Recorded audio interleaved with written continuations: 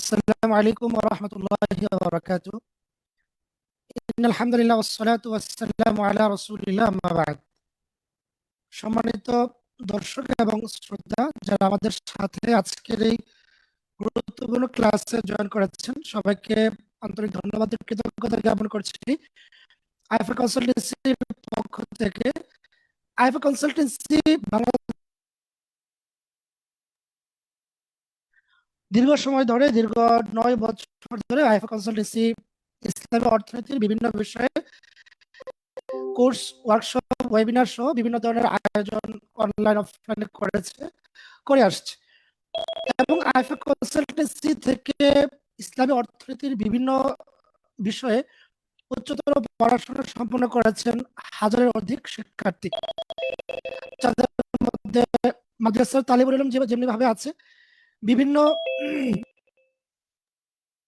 বিভিন্ন বিশ্ববিদ্যালয়ের শিক্ষক, ডাক্তার, ইঞ্জিনিয়ার, বিভিন্ন ধরনের বিভিন্ন শ্রেণী এবং পেশার মানুষ আইফা কনসালটেন্সির মাধ্যমে এই প্ল্যাটফর্ম থেকে ইসলামী অর্থনীতি সম্পর্কে জানতে, শিখতে এবং Recording in বিষয়গুলো progress. সম্পর্কে চর্চা করতে সুযোগ পেয়েছে।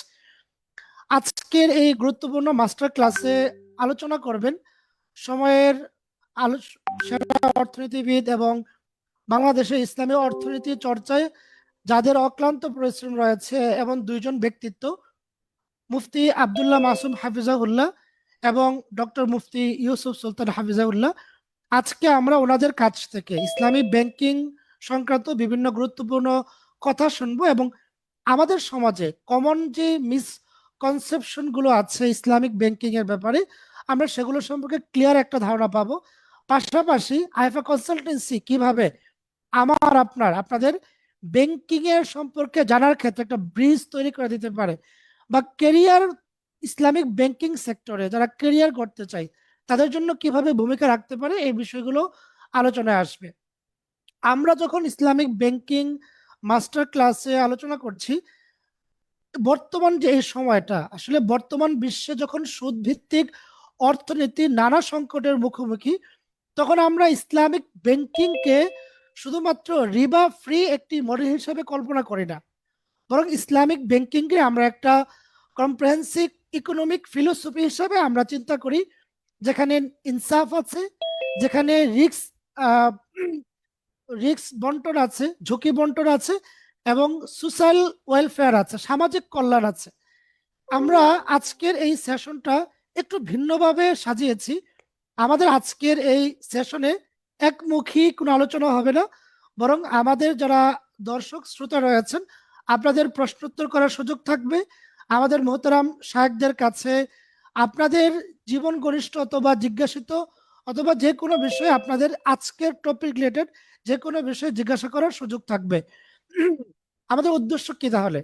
আমাদের আজকের ক্লাস থেকে উদ্দেশ্য হলো ইসলামিক ব্যাংকিং সম্পর্কে যে কমন মিসকনসেপশন গুলো আছে সেগুলো দূর করা, এবং ইসলামিক ব্যাংকিং এর যে থিওরিক্যাল ফাউন্ডেশন এবং প্র্যাকটিক্যাল যে রিয়েলিটি সেটা বোঝা, এবং পাশাপাশি যারা আগ্রহী তাদের জন্য একটা ক্যারিয়ারের ক্লিয়ার একটা ডিরেকশন দেওয়া।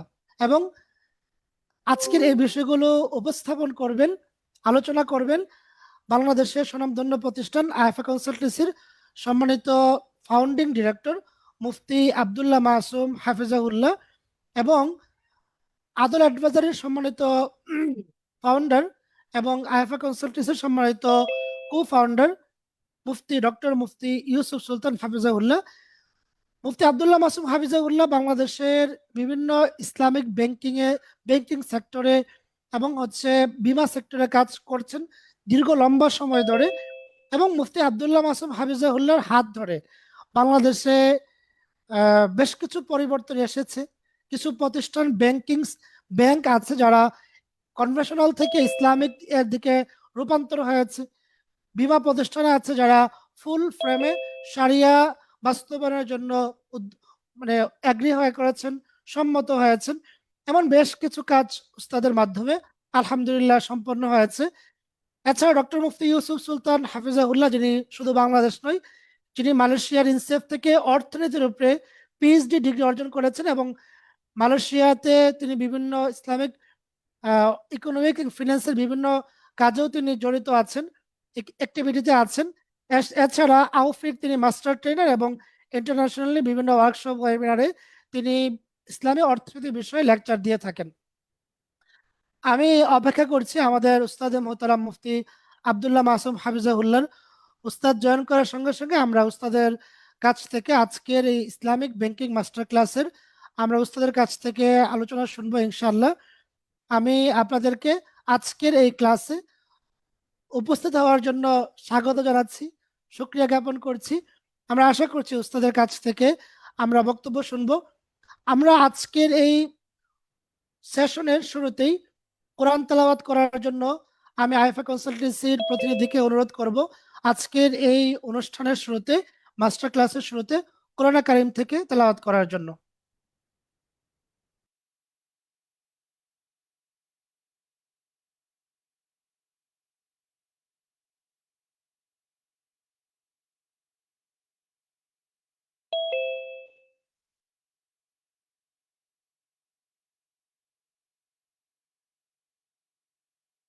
আহ, জনাব শাহরিয়ার ভাই, কোরআন তেলাওয়াতের জন্য কে করবেন?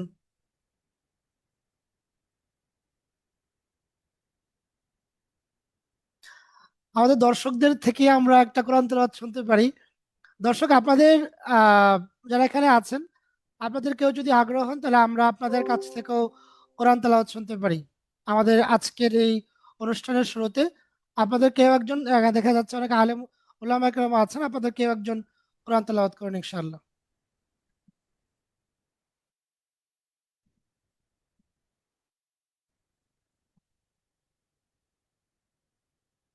জি মোহতারাম, আপনি তেলাওয়াত শুরু করেন ইনশাআল্লাহ।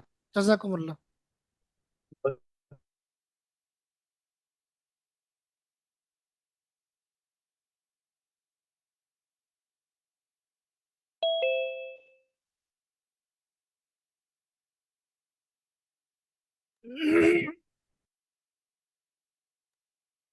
আমাদের চ্যাট বক্সে এক ভাই লিখেছেন তেলাওয়াত করতে চান, আপনাকে অনুরোধ করছি তেলাওয়াত করার জন্য।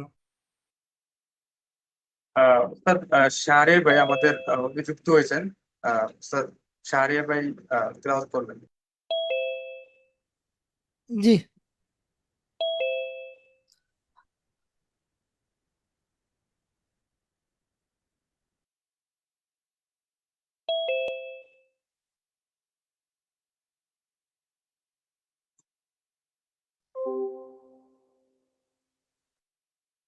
শাহরিয়ার ভাই আছেন? জি ভাই।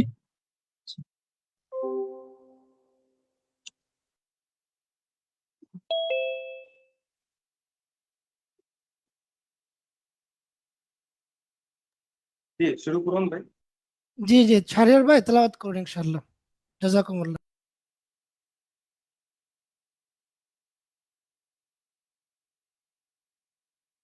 أعوذ بالله من الشيطان الرجيم. بسم الله الرحمن الرحيم.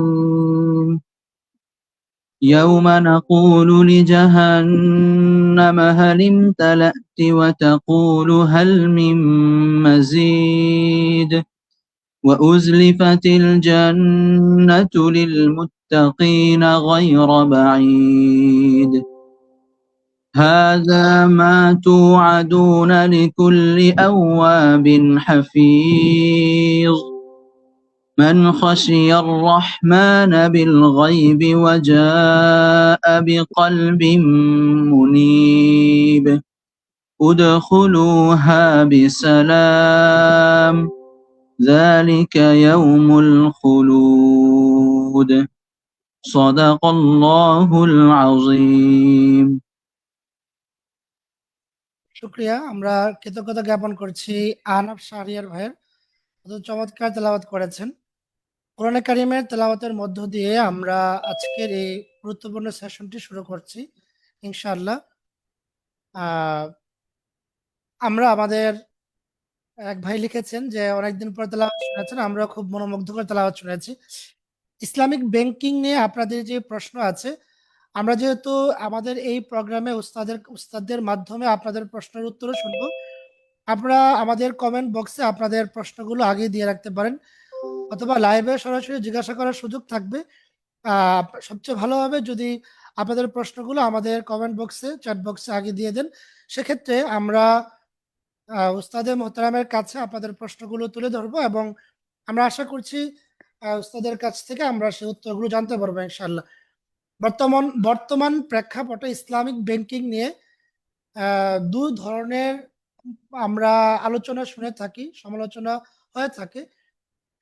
কেউ কেউ মনে করেন যে ইসলামিক ব্যাংকিং আদতেই সম্ভব নয় এবং ওনারা এর পক্ষে অনেক যুক্তি, অনেক তর্ক তুলে ধরেন, অনেক কিছু সামনে নিয়ে আসেন এবং ওনারা বলতে চান যে ইসলামিক ব্যাংকে যাওয়ার চেয়ে কনভেনশনাল ব্যাংকে যাওয়া ভালো।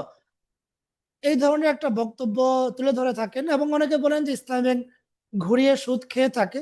এই ধরনের কিছু কথা আমাদের সমাজে প্রচলিত আছে এবং বলে থাকেন। আমরা আজকেও জানবো যে এই কথাগুলো আসলে বাস্তবতা কতটুকু, আসলে এরকম হয়ে থাকে কিনা। অপরপক্ষে আমরা দেখেছি সেই 60-এর দশক থেকে আমাদের ওলামা একরাম যারা আছেন ভারত উপমহাদেশে, ওলামা একরাম ওরা নিরলস প্রচেষ্টা করেছেন মানুষকে সুদ থেকে এবং রিবা থেকে দূরে রাখার জন্য একটা বিকল্প দাঁড়া করাইতে। আসলে একদম সবকিছুর বিকল্প হুবহু হবে এটা যেমন আবশ্যক নয়, তবে ওলামা একরামের চেষ্টার কোনো কমতি ছিল না। আমাদের মুফতি শফি আলী রহমার ওই সময় থেকে শুরু করে আমাদের যে ধারাবাহিক প্রচেষ্টা ইসলামিক ব্যাংকিং প্রতিষ্ঠার, সেই প্রচেষ্টার বর্তমান এই 50 বছরের সময়ে ইসলামিক ব্যাংকিং এর রিয়েলিটি কতটুকু, যেই মডিউলের কথা, যেই ফিলোসফি, যেই চিন্তার উপরে ভিত্তি করে ইসলামিক ব্যাংকিং এর যাত্রা শুরু হয়েছিল, বর্তমান ইসলামিক ব্যাংকগুলো কতটা সেই চিন্তা, সেই দর্শনকে বাস্তবায়ন করতে পেরেছে, রূপ দিতে পেরেছে, প্র্যাকটিক্যাল রিয়েলিটি কতটুকু। আমরা যদি ইসলামিক ব্যাংকগুলোতে যাই, যারা ইসলামিক ব্যাংকে বিভিন্ন উইন্ডোতে কাজ করছে, বিশেষ করে যারা বিনিয়োগের সেক্টরে কাজ করছেন, ওনারা আসলে ইসলামিক ব্যাংকিং সম্পর্কে কতটুকু জানেন। ওনারা আসলে একটা হলো, আমরা তো দেখি বাংলাদেশে ইসলামিক ব্যাংকিং এর বর্তমান অগ্রযাত্রায় অনেকেই কাজ করছেন, ভূমিকা রাখছেন, সারিয়া বোর্ডগুলো অ্যাক্টিভলি কাজ করার চেষ্টা করছে এবং রিসেন্টলি সারিয়া বোর্ডে বাংলাদেশ ব্যাংক থেকে রেগুলেটরি একটা ফ্রেমিং তৈরি করা হয়েছে। বাংলাদেশ ব্যাংকের সারিয়া বোর্ডে বাংলাদেশের কওমি ধারার বেশ উল্লেখযোগ্য কয়েকজন ওলামা একরামকে স্থান দেওয়া হয়েছে।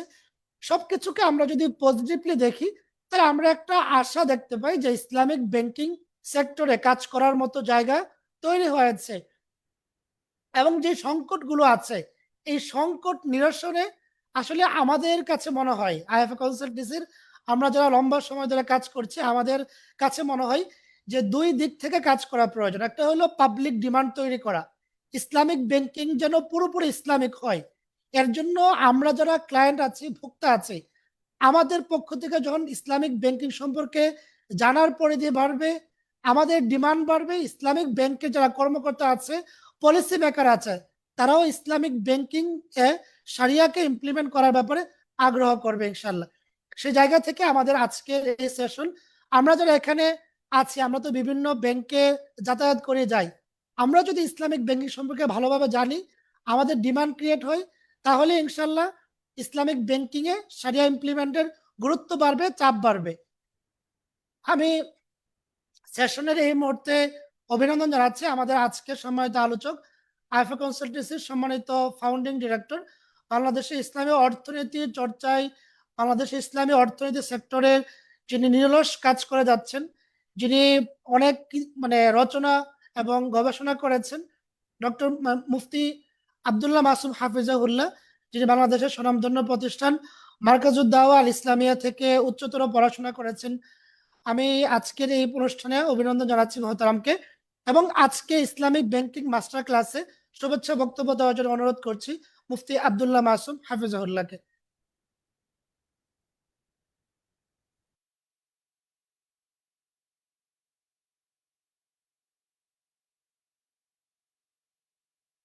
السلام عليكم ورحمة الله وبركاته.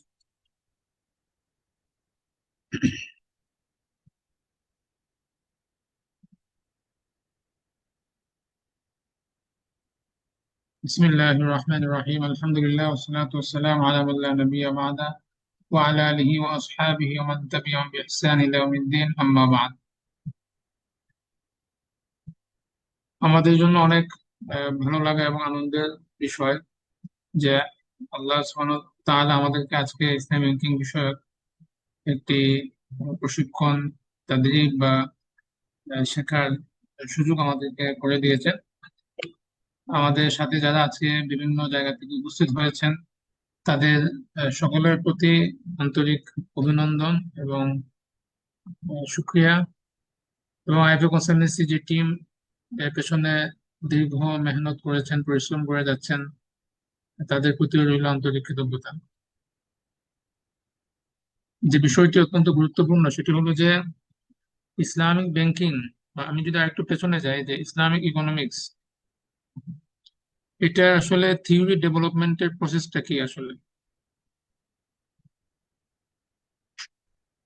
আমরা বলি আমাদের মাদ্রাসার যে ল্যাঙ্গুয়েজ, সেখানে বলা হয় নজরিয়া, থিওরি অফ ইসলামিক ইকোনমিক্স। এটা আসলে ডেভেলপমেন্টের অ্যাপ্রোচটা কি হবে, এটা নিয়ে অনেকগুলো মতামত আছে। ডক্টর আনাদ জারকার, ওনার একটা মত হলো যে অ্যাপ্রোচটা হতে হবে এরকম যে কনভেনশনাল ইকোনমিক্স এর সিস্টেমে যেসব বিষয় আছে ওইটাকে পুরোপুরি ইসলামিক ইকোনমিক্স এর থিওরিতে রিপ্লেস করতে হবে। ফর এক্সাম্পল, আপনার কনভেনশনাল ইকোনমিক্স এর সিস্টেম হলো আপনার প্রফিট ম্যাক্সিমাইজেশন, এটাকে রিপ্লেস করতে হবে ফালাহ ম্যাক্সিমাইজেশন দিয়ে। এটা একটা মত। ডক্টর মুনজের কাহাব একজন বিখ্যাত ইসলামী অর্থনীতিবিদ, তিনি মনে করেন যে এত ডিপার কনসেপ্ট না হলেও হবে, কন্টেম্পোরারি যেসব সিস্টেম আছে সেখানে মডিফিকেশন আনা যেতে পারে। ফর এক্সাম্পল, ব্যাংকিং সিস্টেম, এটা একটা আমরা মডিফিকেশন আনতে পারি যে ব্যাংকিংটা চলে আপনার ইন্টারেস্ট বেসড, আমরা এটাকে জাস্ট শরিয়া কমপ্লায়েন্স করে ফেলবো। এই দুটো অ্যাপ্রোচ আমাদের বুঝতে হবে। ডক্টর শায়েখ আনাস জারকার অ্যাপ্রোচটা হলো শুধু আপনি শরিয়া কমপ্লায়েন্ট এতটুকু যথেষ্ট নয়, শরিয়া কমপ্লায়েন্সের আরো ঊর্ধ্বে গিয়ে আপনাকে সরাসরি এই ভ্যালু বেসড এবং ফালাহ বেসড যে সিস্টেম আছে ওটা আপনাকে রিপ্লেস করতে হবে। আর যে আপনার মুনজের কাহাফ, ডক্টর মুনজের কাহাফ, ওনার বক্তব্য হলো যে শরিয়া কমপ্লায়েন্স যদি হয় সেটাও আপনার চলবে। ব্যালেন্সটা এখান থেকে আসলে ইসলামিক ব্যাংকিং আলোচনা চলে আসে। আমরা যখন ইসলামিক ব্যাংকিং এর কথা বলছি, আমরা কি আসলে শুধু ফর্ম মডিফিকেশনের কথা বলছি নাকি সাবস্টেন্স মডিফিকেশনের কথা আমরা বলবো? এখন পুরো বিশ্বে আপনি যদি দেখেন ইসলামিক ব্যাংকিংটা আসলে ফর্ম বেসড হয়ে যাচ্ছে এখন, মানে এটা শরিয়া কমপ্লায়েন্ট, শরিয়া সম্মত, তাহলে বাস এটা ওকে। এটা আসলে সাবস্টেন্স দাঁড়াচ্ছে কিনা, এটা আসলে আমাদের যে সামগ্রিক ফালাহ কল্যাণ সেটা আসলে ফুলফিল হচ্ছে কিনা, এখানে আসলে নজর বা দৃষ্টিপাত কম করা হচ্ছে। হওয়া উচিত যে আপনার এই ফর্মটা থাকুক, বাট ফর্মটা যেন আপনার সাবস্টেন্সকে যেন আপনার এনশিওর করে, কাঠামোটা যেন মূল্যবোধকে যেন এনশিওর করে। তো এইটা যদি আপনি ধরেন তাহলে আসলে ইসলাম ব্যাংকিং নিয়ে এখন যে আপনার এই বিভিন্ন প্রশ্ন তৈরি হয়, এই প্রশ্নটা আপনার আসবে না। আমরা একই সাথে ফর্মের কথা বলি যে হ্যাঁ এটা শরিয়া কমপ্লায়েন্ট কিনা, বাট আমরা একই সাথে এটার উপর ক্ষান্ত থাকবো না, আমরা এটা সাবস্টেন্সটাও আইডেন্টিফাই করার চেষ্টা করবো যে এই ফর্মের মাধ্যমে এটা আমার প্রচলিত যে ক্যাপিটালিস্টিক যে দুনিয়া আছে সেখান থেকে আসলে কি পার্থক্য তৈরি হচ্ছে, এটা আমাকে দেখতে হবে। শুধু শরিয়া বৈধ অবৈধ এটা পার্থক্য তৈরি করবে না, আপনাকে সাবস্টেন্স বেসড ফলাফলে আপনাকে দিতে হবে। আমরা আমাদের কোর্সে আলোচনাটা এইভাবেই রাখার চেষ্টা করবো ইনশাল্লাহ। আমার এই কথাটা আশা করি আপনারা বুঝতে পেরেছেন। এটা এটা এখনকার দুনিয়ায় খুব গুরুত্বপূর্ণ একটা ব্যাপার, যে ভ্যালু বেসড বা সাবস্টেন্স বেসড আপনার ইকোনমিক্স যেটা, ব্যাংকিং যেটা, ওটা নিয়ে কথা বলা, শুধু ফর্ম বা শুধু শরিয়া কমপ্লায়েন্ট না। আহ, ভূমিকা হিসেবে মনে হয় আজকে এতটুকু যথেষ্ট। এরপরে বাকি আলোচনাগুলো আমরা সামনে এগিয়ে যেতে পারি ধারাবাহিকভাবে ইনশাল্লাহ। জি, শুক্রিয়া। আমি শুভেচ্ছা বক্তব্য দেওয়ার জন্য কৃতজ্ঞতা জ্ঞাপন করছি। আমাদের সাথে এই মুহূর্তে আলোচনায় যুক্ত হয়েছেন ডক্টর মুফতি ইউসুফ সুলতান। আপনাকে কৃতজ্ঞতা জানাচ্ছি আমাদের আজকের এই মাস্টার ক্লাসে উপস্থিত হওয়ার জন্য, সময় দেওয়ার জন্য। মোহতারাম, আপনার কাছ থেকেও আমরা একটা ইসলামিক আজকের ক্লাস সম্পর্কে এবং আজকের যে আমাদের যাত্রা মাস্টার ক্লাসের, সেটা নিয়ে আপনার বক্তব্যটা আমরা সূচনা বক্তব্য শুনতে চাই। এরপরে ইনশাল্লাহ আমাদের যারা দর্শক আছেন ওদের কাছ থেকে আমরা প্রশ্নোত্তর নিব এবং মৌলিক কিছু বিষয় আপনার কাছে আমরা জানবো ইনশাল্লাহ। জি শেখ। जी शुक्रिया। अस्सलाम वालेकुम वरहमतुल्लाहि वबरकातुहू। अल्हम्दुलिल्लाहि रब्बिल आलमीन वस्सलातु वस्सलामु अला मुहम्मदिन सय्यिदिल मुरसालिन ওয়া আলা আলিহি আজমাইন। আজকে আমাদের আইএফএ কনসালটেন্সি কর্তৃক আয়োজিত ইন্ট্রোডাকশন টু ইসলামিক ব্যাংকিং এর উপর একটা ফ্রি মাস্টার ক্লাস এবং আমাদের কোর্সের ওরিয়েন্টেশন উপলক্ষে যারা উপস্থিত হয়েছেন সবাইকে স্বাগতম জানাচ্ছি, মোবারকবাদ জানাচ্ছি। আমাদের মুফতি আব্দুল্লাহ মাসুম হাফিজাহুল্লাহ যেই প্রেমিসটা বলে গিয়েছেন, সেই ভূমিকাটা দিয়েছেন, তার উপর ভিত্তি করে যদি কিছু বিষয়ে আমরা যুক্ত করার চেষ্টা করি, যে বর্তমান সময়ে ইসলামিক অর্থনীতি আমরা কিভাবে বাস্তবায়ন করব, এটা আমাদের সকলের জন্য একটা বৃহৎ প্রশ্ন। পুরো বিশ্বের ইসলামিক ফাইন্যান্স ইন্ডাস্ট্রিটা যদি আমরা দেখি, এর একটা বড় অংশই আসলে ব্যাংকিং সেক্টর। শুধু ইসলামিক ফাইন্যান্স না, ওভারঅল ফাইন্যান্সিয়াল ইন্ডাস্ট্রি যদি আমরা যদি দেখি, মাথায় রাখতে হবে এটা ফাইন্যান্স অর্থাৎ অর্থায়নের কথা বলছি। কিভাবে অর্থ সংগ্রহ করা হবে, কিভাবে অর্থ প্রদান করা হবে, এই ইন্ডাস্ট্রি, এই পার্টটাতে একটা বড় অংশ ব্যাংকিং সেক্টর। কিন্তু এর অর্থনীতি শুধু অর্থায়ন করা না, অর্থনীতি এর চেয়ে আরো অনেক বড় বিষয়। এখানে আমরা আহ, আহ, অর্থ কমার্শিয়াল অর্থায়নের পাশাপাশি সোশ্যাল ফাইন্যান্স যেটাকে আমরা বলি, সোশ্যাল অর্থায়ন, যেমন যাকাত, সাদাকাত, ওয়াকাফের ভিত্তিতে অর্থ সংগ্রহ করা, ডেভেলপমেন্ট করা, এবং অবশ্যই সেটার সুনির্দিষ্ট খাত রয়েছে, সেই খাতগুলোকে অর্থায়ন করা, সেটাও কিন্তু অর্থনীতির ভিতরে পড়ে। কিন্তু আমরা ফাইন্যান্স বলতে যে বিশেষ করে কমার্শিয়াল ফাইন্যান্স বলতে যেটাকে বোঝাই, সেটার ভিতরে হয়তো এটাকে তালিকাভুক্ত করা হয়নি। এরপর আমাদের আহ বাজার আমাদের বাজার ব্যবস্থা, বাজারকে কেন্দ্র করে এটার ডিমান্ড সাপ্লাই, এখানে কত রকম বিষয়, মজুতদারি, তারপর দ্রব্যমূল্যের নিয়ন্ত্রণ করব কি করব না, কিভাবে আমরা সেটাকে ঠিক রাখবো, আমাদের এখানে মিডল ম্যান কিরকম হবে, এরকম অনেক বিষয়ই কিন্তু আসলে অর্থনীতির আলোচনার ভিতরে চলে আসে। অনেকটা এগুলো মাইক্রো লেভেলে, কিন্তু আরো ম্যাক্রো লেভেলে যদি আমরা যাই, একটা দেশ তার আর্থিক বাজেটটা কিভাবে করবে, একটা একটা দেশের, একটা রাষ্ট্রের, একটা খেলাফার ইনকাম কোথা থেকে আসবে, তার সোর্স গুলা কি, সে ব্যয় করবে কোথায়, ব্যয় করার ক্ষেত্রে কি তার কোনো প্রায়োরিটাইজেশন হবে কিনা, তার কোনো গুরুত্বের বিবেচনা থাকবে না, সেই ইচ্ছে মতো যে কোনো জায়গায় ব্যয় করবে, এই সবগুলো বিষয়ই আসলে অর্থনীতির ভিতরে চলে আসে। তো একদিকে এই বিষয়টা আমাদের মাথায় রাখা উচিত। দ্বিতীয়ত হচ্ছে এখন হ্যাঁ এই বিষয়গুলোকে আমরা ইসলামী অর্থনীতির দৃষ্টিকোণ থেকে, আমাদের শরিয়ার মূলনীতির দৃষ্টিকোণ থেকে কিভাবে আমরা মূল্যায়ন করব, সেই প্রসঙ্গে মুফতি আব্দুল নাসির হাফিজাহুল্লাহ যেমন বললেন যে এখানে বিভিন্ন দৃষ্টিভঙ্গি আছে।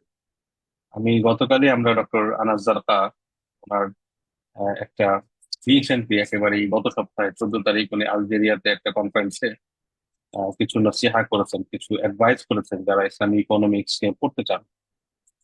সেখানে উনি কয়েকটা নসিহা করেছেন, 7টা নসিহা করেছেন। তার মধ্যে একটা পয়েন্ট ছিল যে আমরা ইসলামী অর্থনীতি বলতে গিয়ে একেবারেই শূন্য থেকে শুরু করব, এটা আমরা মনে করি না। রাসূল সাল্লাল্লাহু আলাইহি ওয়াসাল্লাম যখন আসছেন, ইসলাম যখন আসছে, তখন এই যে ব্যবসায়িক দিকগুলো সেগুলো নতুন করে শুরু করা হয়নি। এক্সিস্টিং প্র্যাকটিস ছিল, তার মাঝে কিছু রাসূল সাল্লাল্লাহু আলাইহি ওয়াসাল্লাম পরিপূর্ণ নিষেধ করে দিয়েছেন। যেমন বায়উল মুলামাসা আছে, মুনাবাজা আছে, এরকম কিছু ধরনের ক্রয় বিক্রয়ের সিস্টেম ছিল যেগুলো আজকের আজকের পরিভাষায় যদি আমরা বলি অনেকটা স্ক্যাম, অনেকটা ফ্রড, অনেকটা চিটিং এর মতো, প্রতারণার মতো। এগুলো রাসূল বা গ্যামলিং এর মতো, জুয়ার মতো, এগুলো রাসূল পরিপূর্ণভাবে নিষেধ করে দিয়েছেন। আবার কিছু জিনিস আছে যেটাকে তিনি কন্ট্রোল মেকানিজম দিয়েছেন। কন্ট্রোল বলতে সুনির্দিষ্ট পদ্ধতি বলেছেন, অথবা পদ্ধতি না, সরি, এখানে কিছু রিকোয়ারমেন্ট দিয়েছেন। যেমন বাই সালাম, যেটাকে আমরা অ্যাডভান্স সেল বলতে পারি, ফরওয়ার্ড সেল, যেখানে আমরা মূল্য অগ্রিম দিয়ে দিই এবং পণ্যটা পরবর্তীকালে দেয়া হয়, পরিশোধ করা হয়। এখন রসুলাম যখন মদিনায় আসেন তখন দেখেন যে সেখানে আওস খাজরাজের অধিবাসীরা এই বাই সালাম করতো, অর্থাৎ ফরওয়ার্ড সেল করতো। রসুল সাল্লাল্লাহু আলাইহি ওয়াসাল্লাম সেখানে একটা মূলনীতি দিয়ে দিয়েছেন, মান আসলাফা ফালিউসলিফ ফি কাইলিন মালুমিন ওয়া ওয়াজনিন মালুম। এই ধরনের ফরওয়ার্ড সেলের ক্ষেত্রে অবশ্যই ওজন, পরিমাপ, এগুলো ঠিক করতে হবে, স্পেসিফাই করতে হবে, মালুম করতে হবে। মালুম মানে হচ্ছে একদম সার্টেনটি, নিশ্চিত, নিশ্চয়তা যেটা, সেটা করতে হবে। এরকম বিভিন্ন ক্ষেত্রে রাসূল সাল্লাল্লাহু আলাইহি সাল্লাম অথবা আল কোরআন বা ওভারঅল শরিয়া যাকে আমরা বলি, বিভিন্ন মূলনীতি এবং বিভিন্ন বিধিনিষেধ দিয়ে দিয়েছে যেন আমাদের লেনদেনটা সঠিকভাবে হয়। কিন্তু আহ একেবারে একেবারে শূন্য থেকে কোনো একটা বিষয়ে আপনার শুরু করেছেন, ওরকমটা আসলে বলা যায় না। এমনকি আজকে আমরা যে দিরহাম দিনারের কথা বলি, আহ ওই রৌপ্য মুদ্রা, স্বর্ণ মুদ্রা যেটা মুসলিমদের কাছে ছিল, এটাও যে মুসলিমরা নিজেরা তৈরি করেছেন, রাসূলুল্লাহ সাল্লাল্লাহু আলাইহি ওয়াসাল্লাম এসে মুদ্রা তৈরি করেছেন, বিষয় এরকম না। এটা প্রচলিত ছিল। মুসলিমরা ইয়ামানে গিয়েছেন, সিরিয়ায় গিয়েছেন, বাণিজ্য করেছেন, সেখান থেকে এই মুদ্রা দিয়ে তারা পেড হয়েছেন, ওটা দিয়ে আবার ওনারা অন্য কিছু ক্রয় করেছেন, বিক্রয় করেছেন। তো ব্যাপার হলো যে আমরা একেবারেই হয়তো শুরু থেকে শুরু না করা, বরং আমরা, কারণ অর্থনীতি, বাণিজ্য, মানুষের মুআমালার যে দিকগুলো, এগুলো মানুষের বৈষয়িক দিক এবং এগুলো ক্রম পরিবর্তনশীল, খুব দ্রুত পরিবর্তনশীল। এবং এটা মানুষ তার অভিরুচি, তার কালচার, তার বর্তমান চাহিদা সবকিছু অনুযায়ী সে দ্রুত এগুলোকে পরিবর্তন করে নেবে। এটাই হচ্ছে বাস্তবতা। এখন এই পরিবর্তনগুলো যখন সে করবে, কিছু জিনিসকে সে ভালো মনে করবে, অথবা সে দেখবে অনেক লাভ হচ্ছে, কিন্তু শরিয়ার মূলনীতির আলোকে সেগুলো হয়তো জুয়া, সেগুলো হয়তো ফটকাবাজারি, সেগুলো শরিয়া ফিল্টার করবে। কিন্তু যেগুলো মোটা দাগে তেমন কোনো অসুবিধা নেই, সেগুলো শরিয়ার ফিলোসফির ভিতর দর্শনগত ভাবেও আমাদের সমস্যা নেই, সেগুলোতে আমরা থাকতে তো অসুবিধা নেই। আমাদের একেবারে শূন্য থেকে শুরু করতে হবে, বিষয়টা এমন নয়। অন্যদিকে আমাদের আহ, অনেক মুসলিম অর্থনীতিবিদ পৃথিবীর বিভিন্ন দেশে আছেন, শুধু বাংলাদেশে নয়, যারা আমাদেরকে নতুন আরো কিছু অল্টারনেটিভ ব্যবস্থার কথা বলছেন। সেগুলোকে আমরা অ্যাপ্রিসিয়েট করি, সাধুবাদ জানাই। এবং আমরা আমরা এই জায়গায় যে ধরনের সহযোগিতা প্রয়োজন শরিয়ার জায়গা থেকে, আমরা মনে করি যে ডায়ালগের মাধ্যমে আরো যদি উন্নত করা যায়, যেমন মুফতি আব্দুল্লাহ মাসুদ হাফিজাহুল্লাহ যেমন সাবস্টেন্সের কথা বলছেন। সাবস্টেন্স বলতে শুধুমাত্র আমার চুক্তি সঠিক হলো, কোনো মতে মুদারাবা হয়ে গেল, কোনো মতে মুশারাকা হয়ে গেল, এতটুকুই না। বরং একটা মুদারাবা বা মুশারাকা আসলে কেন, আসলে হচ্ছে রিটটা বা প্রফিটটা যেন সুন্দরভাবে উভয় পক্ষের মাঝে বন্টিত হয়। সেই সৌন্দর্যটা, অর্থনীতির যে আর্থিক একটা কার্যক্রমের যে সুফল, সেটা যেন উভয় পক্ষ ভোগ করতে পারে। আমরা যদি ক্রয় বিক্রয়ের কথা বলি, তাহলে সেখানে ক্রেতা বিক্রেতা উভয়ই যেন উইন উইন সিচুয়েশন থাকে। এমন না যে আমি শুধু বিক্রেতাকে উইন করতে চাচ্ছি, জয়ী করতে চাচ্ছি, অপরদিকে ক্রেতা পরিপূর্ণভাবে ক্ষতিগ্রস্ত হচ্ছে, অথবা উল্টোটা আমরা অনেক সময় বর্তমান সময় দেখি কনজিউমার রাইটস, ভোক্তা অধিকার আমরা দিতে গিয়ে বিক্রেতার আবার রাইট বা অধিকার ক্ষুণ্ণ হয়ে যাচ্ছে। তো আমাদের এই ব্যালেন্স বা তাওয়াজুন প্রয়োজন হবে, যেটা আমরা সবসময় খেয়াল রাখার চেষ্টা করব। আমাদের এই কোর্স, এই ওভারঅল আমরা যে ফাইন্যান্সিয়াল ইন্ডাস্ট্রির কথা বললাম, তোর মধ্যে একটা বড় অংশ যেটার মাঝে পরিচালিত হয়ে আসছে সেটা হচ্ছে ব্যাংকিং। এবং এই ব্যাংকিং একটা সময়ে যখন শুরু হয়েছে, তখন সেটা সুদের ভিত্তির উপরেই শুরু হয়েছে। অর্থাৎ এটার উদ্দেশ্যটাই ছিল এমন যে আমি এক জায়গা থেকে কম সুদে টাকা নেব, আরেক জায়গায় বেশি সুদে আমি টাকা দেব, এবং এই দুই সুদের মাঝে যে স্প্রেড, দুই সুদের মাঝে যে ফার্ক বা ব্যবধান, এটাই ছিল তাদের বিজনেস মডেল, অর্থাৎ এটাই তার লাভ বা প্রফিট। আমরা যখন দেখছি আমাদের আহ, ব্যবসায়িক কার্যক্রমের একটা বড় অংশ লেনদেনের দিক থেকে হোক অথবা নানা দিক থেকে হোক ব্যাংকিং ব্যবস্থার সাথে যুক্ত হয়ে যাচ্ছে, তখন এটা স্বাভাবিকভাবেই প্রশ্ন আসে যে এর অল্টারনেটিভ বা বিকল্প আদৌ সুযোগ আছে কিনা। সুযোগ না থাকলে তো নাই, যেমন রসুল ইসলাম বাইউল মোল্লা মাসামুনাউদ্দিন নিষেধ করে দিয়েছেন, এটা শেষ, এখানে আমাদের আর কোনো আলোচনা নেই। কিন্তু যদি আমাদের অল্টারনেটিভ করার সুযোগ থাকে, তাহলে আমরা করতে তো অসুবিধা নেই। সেই চিন্তা থেকেই আসলে আধুনিক ইসলামী ব্যাংকিং ব্যবস্থা আমরা যেটাকে জানি, সেই 1975 সালে আইডিবি বা ইসলামী ডেভেলপমেন্ট প্রতিষ্ঠার মধ্য দিয়ে বিভিন্ন দেশে আস্তে আস্তে ছড়িয়ে পড়েছে। এর আগেও টুকটাক কার্যক্রম হয়েছে, বাকি ফর্মালি বলতে পারি এরপরে আমাদের দেশে, মালয়েশিয়া, দুই দেশেই 1983 সালে মূলত ইসলামী ব্যাংকিং শুরু হয়। এবং পুরো বিশ্বে বিভিন্ন দেশে, বিশেষ করে মুসলিম বিশ্বে তো আছেই, মুসলিম বিশ্বের বাহিরেও আরো নানা দেশে ক্রমান্বয়ে ইসলামী ব্যাংকিং বৃদ্ধি পাচ্ছে। আমি কিছুদিন আগে ফিলিপিন্সে গিয়েছিলাম, যেখানে মাত্র 7% মুসলিম, ওখানেও ইসলামী ব্যাংকিং শুরু হয়েছে। তারপর কম্বোডিয়া, যেখানে মুসলিমের সংখ্যা আরো কম, হয়তো 1% বা এরকম হবে, সেখানেও আমরা একটা প্রতিষ্ঠানকে অ্যাডভাইস করছি, তারা ইসলামী ব্যাংকিং উইন্ডো শুরু করছে, যেহেতু অল্প কিছু মুসলিম আছে। তারপর ইউকে আরো আগেই টুকটাক শুরু করেছে।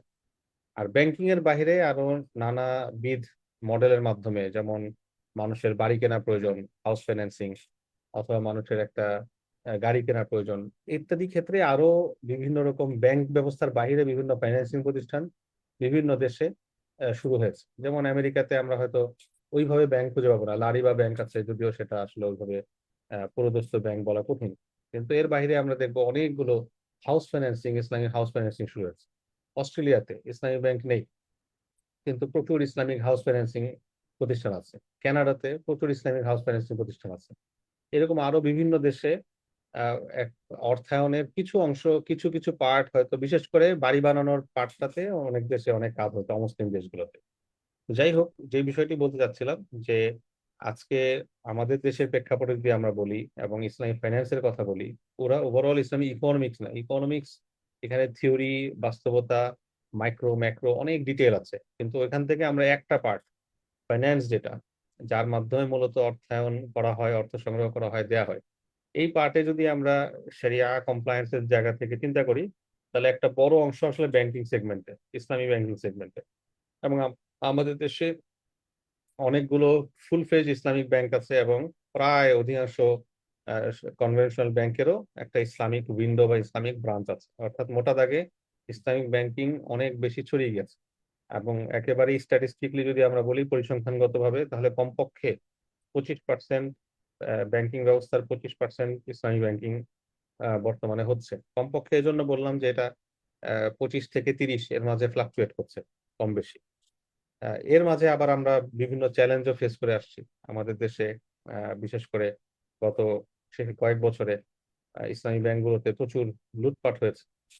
সব মিলিয়ে শরিয়া এবং শরিয়ার আরো আগে ফান্ডামেন্টাল অনেক বিষয় রয়েছে, যেগুলোকে ঠিক না করলে আমরা হয়তো আগামীতে শরিয়া কমপ্লায়েন্স করে ব্যাংকিং করতে পারবো না। আমাদের এই কোর্সে আমরা যেটা দেখার চেষ্টা করি, যেটা মুফতি আব্দুল মাসুম হাফিজাউল্লাহ বললেন, শুধুমাত্র ফর্মে শুধু চুক্তি দিয়ে বাস করে ফেললাম, একটা র্যাপার উপর দিয়ে লাগাই দিলাম, নতুন একটা মলার দিয়ে দিলাম, বিষয়টা এরকম না। বরং সাবস্ট্যান্স থেকে, একদম ভেতর থেকে, ফান্ডামেন্টালস থেকে কিভাবে পরিবর্তন করা সম্ভব, চ্যালেঞ্জগুলো কোথায়, কেন হচ্ছে না, কি করলে হবে, এবং আমরা কোথায় রেসপন্সিবিলিটি বা দায়িত্ব পরিপালন করতে পারি, সেই বিষয়গুলো আমরা আহ, আহ, তুলে আনার চেষ্টা করি।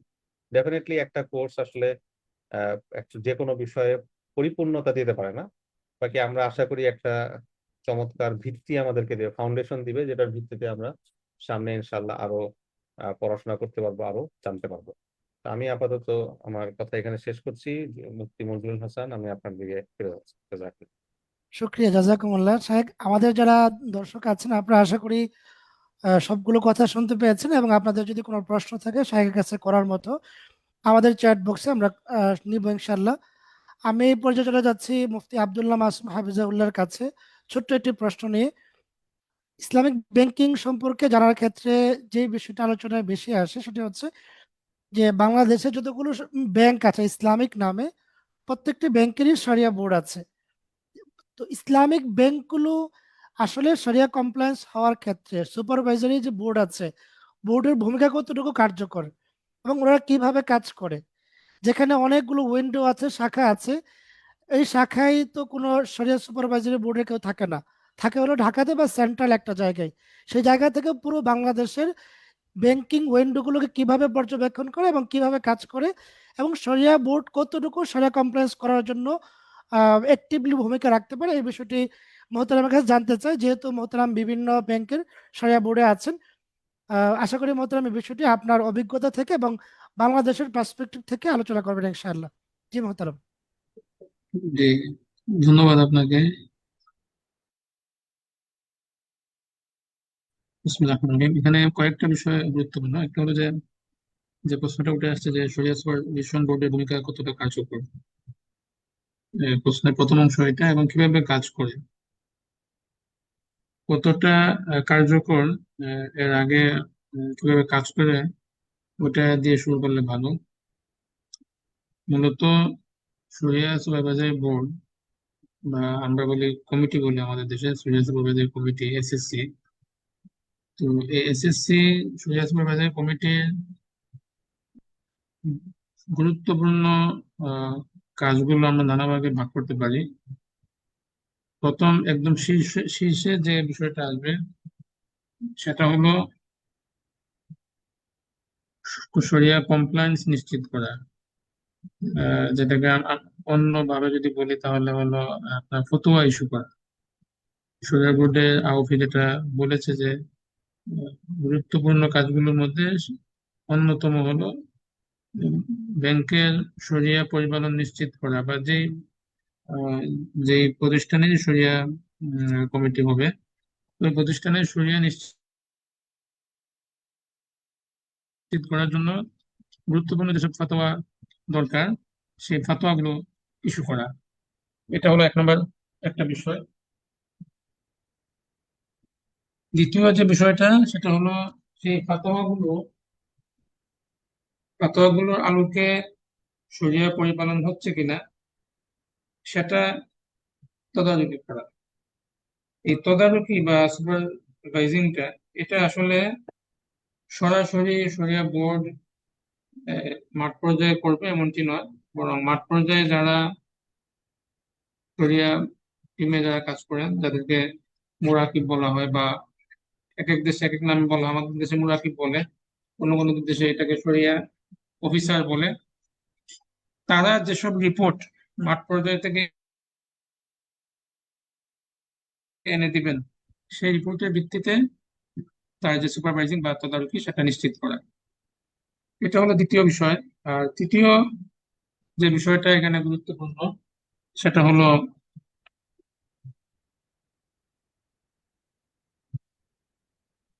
যেটা আমি শুরুতে বলেছিলাম যে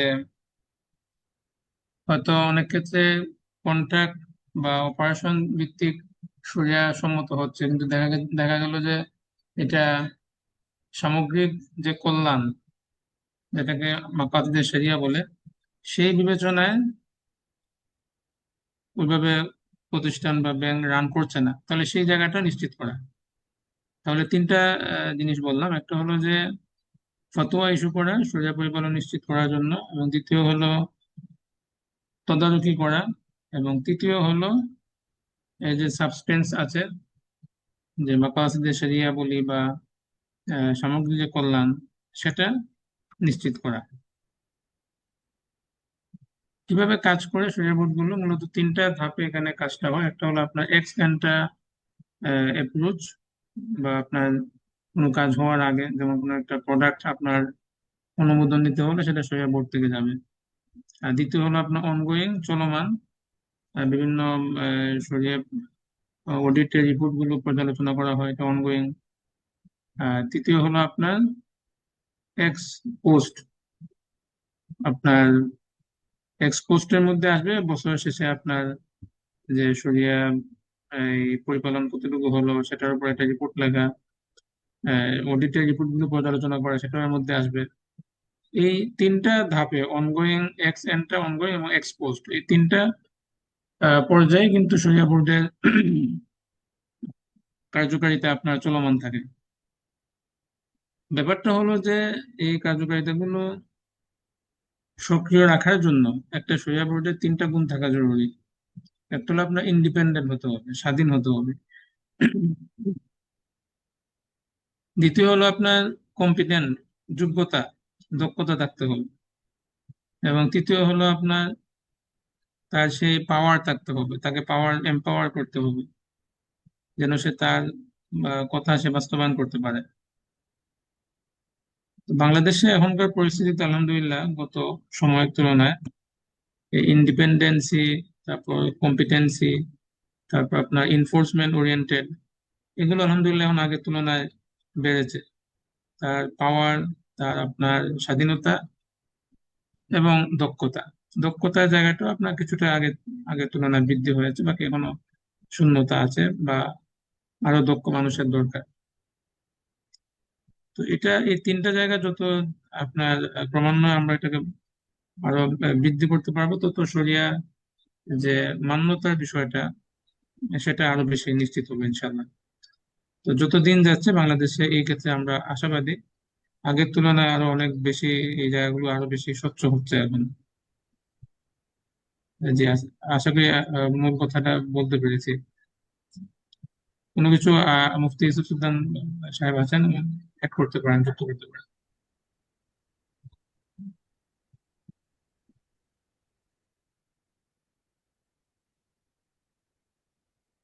জি, মুফতি মঞ্জুরুল হাসান, আপনি শুক্রিয়া। মুখারবিতে আছেন।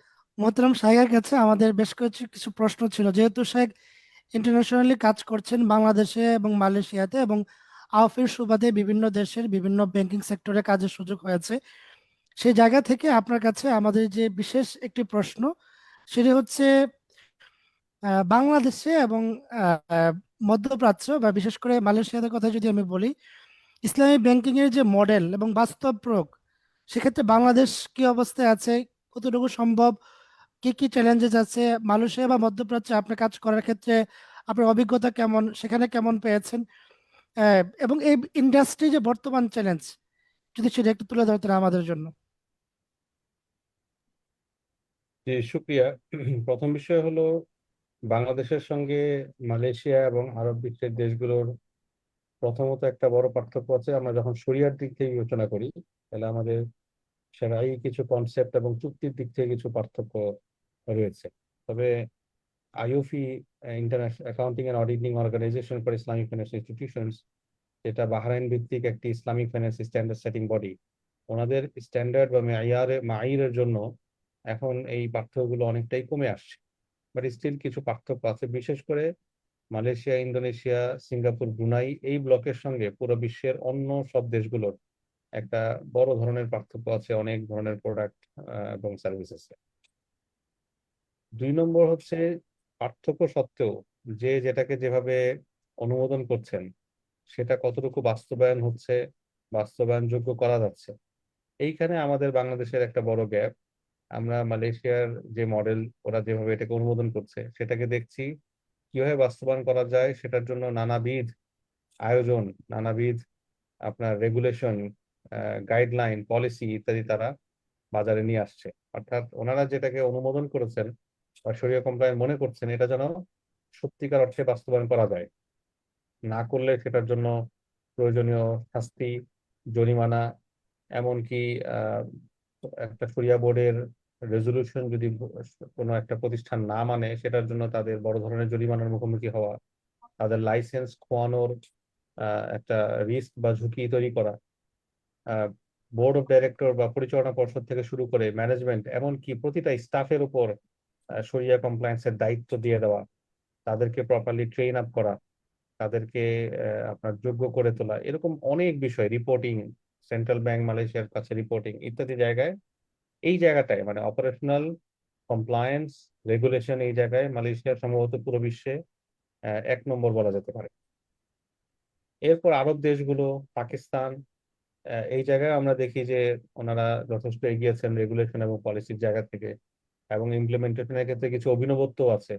যেমন পাকিস্তানের একটা অভিনবত্ব আছে পুরো বিশ্বের অন্য দেশগুলোর তুলনায়। পাকিস্তানে একটা কনসেপ্ট আছে, এটাকে তারা বলেন রেসিডেন্সিয়াল শরিয়া বোর্ড মেম্বার, রেসিডেন্ট শরিয়া বোর্ড মেম্বার, RSBM। এই কনসেপ্টটার মূল কথা হচ্ছে শরিয়া বোর্ডের একজন সদস্য, তিনি নিয়মিত অফিস করেন, অনেকটা স্যালারিড এমপ্লয়ির মতো, কিন্তু তিনি এমপ্লয়ি হিসেবে ট্রিটেড নন। উনি শরিয়া বোর্ডের একজন মেম্বার, কাজে ওনার ইন্ডিপেন্ডেন্স, ওনার অথরিটি অন্য লেভেলের। ওনার কাজ হচ্ছে উনি সারাদিন সেখানে অফিস করেন এবং ইনস্ট্যান্ট শরিয়া বোর্ডের পক্ষ থেকে যদি কোনো রেজলিউশন ইত্যাদি দেওয়ার থাকে সেটা তিনি রিজলভ করবেন। এই কাছাকাছি বিষয় আছে মালয়েশিয়াতে বা আরব দেশগুলোতে, কিন্তু ওনারা এটাকে হেড অফ শরিয়া বা শরিয়া ডিপার্টমেন্টের হেড বলে অভিহিত করে। বাকি পাকিস্তানের এই মডেলটা এই জায়গায় অনন্য। তারপর আমরা পাকিস্তানে যেটা আরো দেখেছি, ওনাদের শরিয়া কমপ্লায়েন্স ডিপার্টমেন্ট, মিজান ব্যাংকে দেখেছি শরিয়া অডিট রিভিউ ডিপার্টমেন্ট, হিউজ জনবল নিয়ে তারা কাজ করেন, যেহেতু আমাদের মতো জনবহুল দেশ।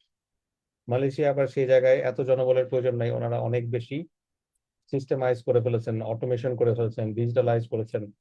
প্রতিটা চ্যানেলে যেন শরিয়া নন কমপ্লায়েন্স গুলো সহজে ডিটেক্ট করা যায়, এমনকি পুরো প্রতিষ্ঠান জুড়ে শরিয়া কমপ্লায়েন্স এর কালচার তৈরি করেছে। আমি যে বিভিন্ন শরিয়া বোর্ড গুলোতে বসি, এখানে আমরা অনেক সময় আশ্চর্য হই যে শরিয়া নন কমপ্লায়েন্স হয়েছে, এটা প্রথম ডিটেকশনটা হয় ওই যেই অফিসারের টেবিলে হয়েছে, ওই অফিসার নিজেই ডিটেক্ট করেন। এটা আমাদের কাছে আশ্চর্য লাগতে পারে, কারণ আমাদের দেশে এই কালচার কোনোভাবেই নেই। বরং দেখা যায় যেই অফিসারের টেবিলে হয়েছে উনি সেটাকে হাইড করার জন্য, উনি সেটাকে গোপন করার জন্য সর্বোচ্চ চেষ্টা করেন। কিন্তু এইখানে কালচারটা ওভাবে ডেভেলপ হয়েছে, কারণ উনি এটার জন্য পুরস্কৃত হন, উনি রিওয়ার্ডেড হন, উনি নিজেই সেটাকে ডিটেক্ট করেন এবং উনি শরিয়া রিভিউ টিমকে সেটা জানান যে আপনারা একটু দেখেন তো, মনে হচ্ছে এখানে আমার কিছু ভুল হয়েছে, অথবা কোনো কোনো সময় উনি নিশ্চিত যে এখানে ভুল হয়েছে। এরপর শরিয়া রিভিউ টিম সেটার উপর রিভিউ করে এবং আমাদের শরিয়া বোর্ড মিটিং এ সেটাকে উপস্থাপন করে। আমরা সেটাকে শরিয়া পটেনশিয়াল শরিয়া উনি উনি এটাকে পটেনশিয়াল শরিয়া নন কমপ্লায়েন্স বলে উনি টেবিলে নিয়ে আসেন। পটেনশিয়াল শরিয়া নন কমপ্লায়েন্স মানে হচ্ছে সম্ভাব্য শরিয়া গায়রে মুআফেক হওয়া, শরিয়া মুআফেক না হওয়া।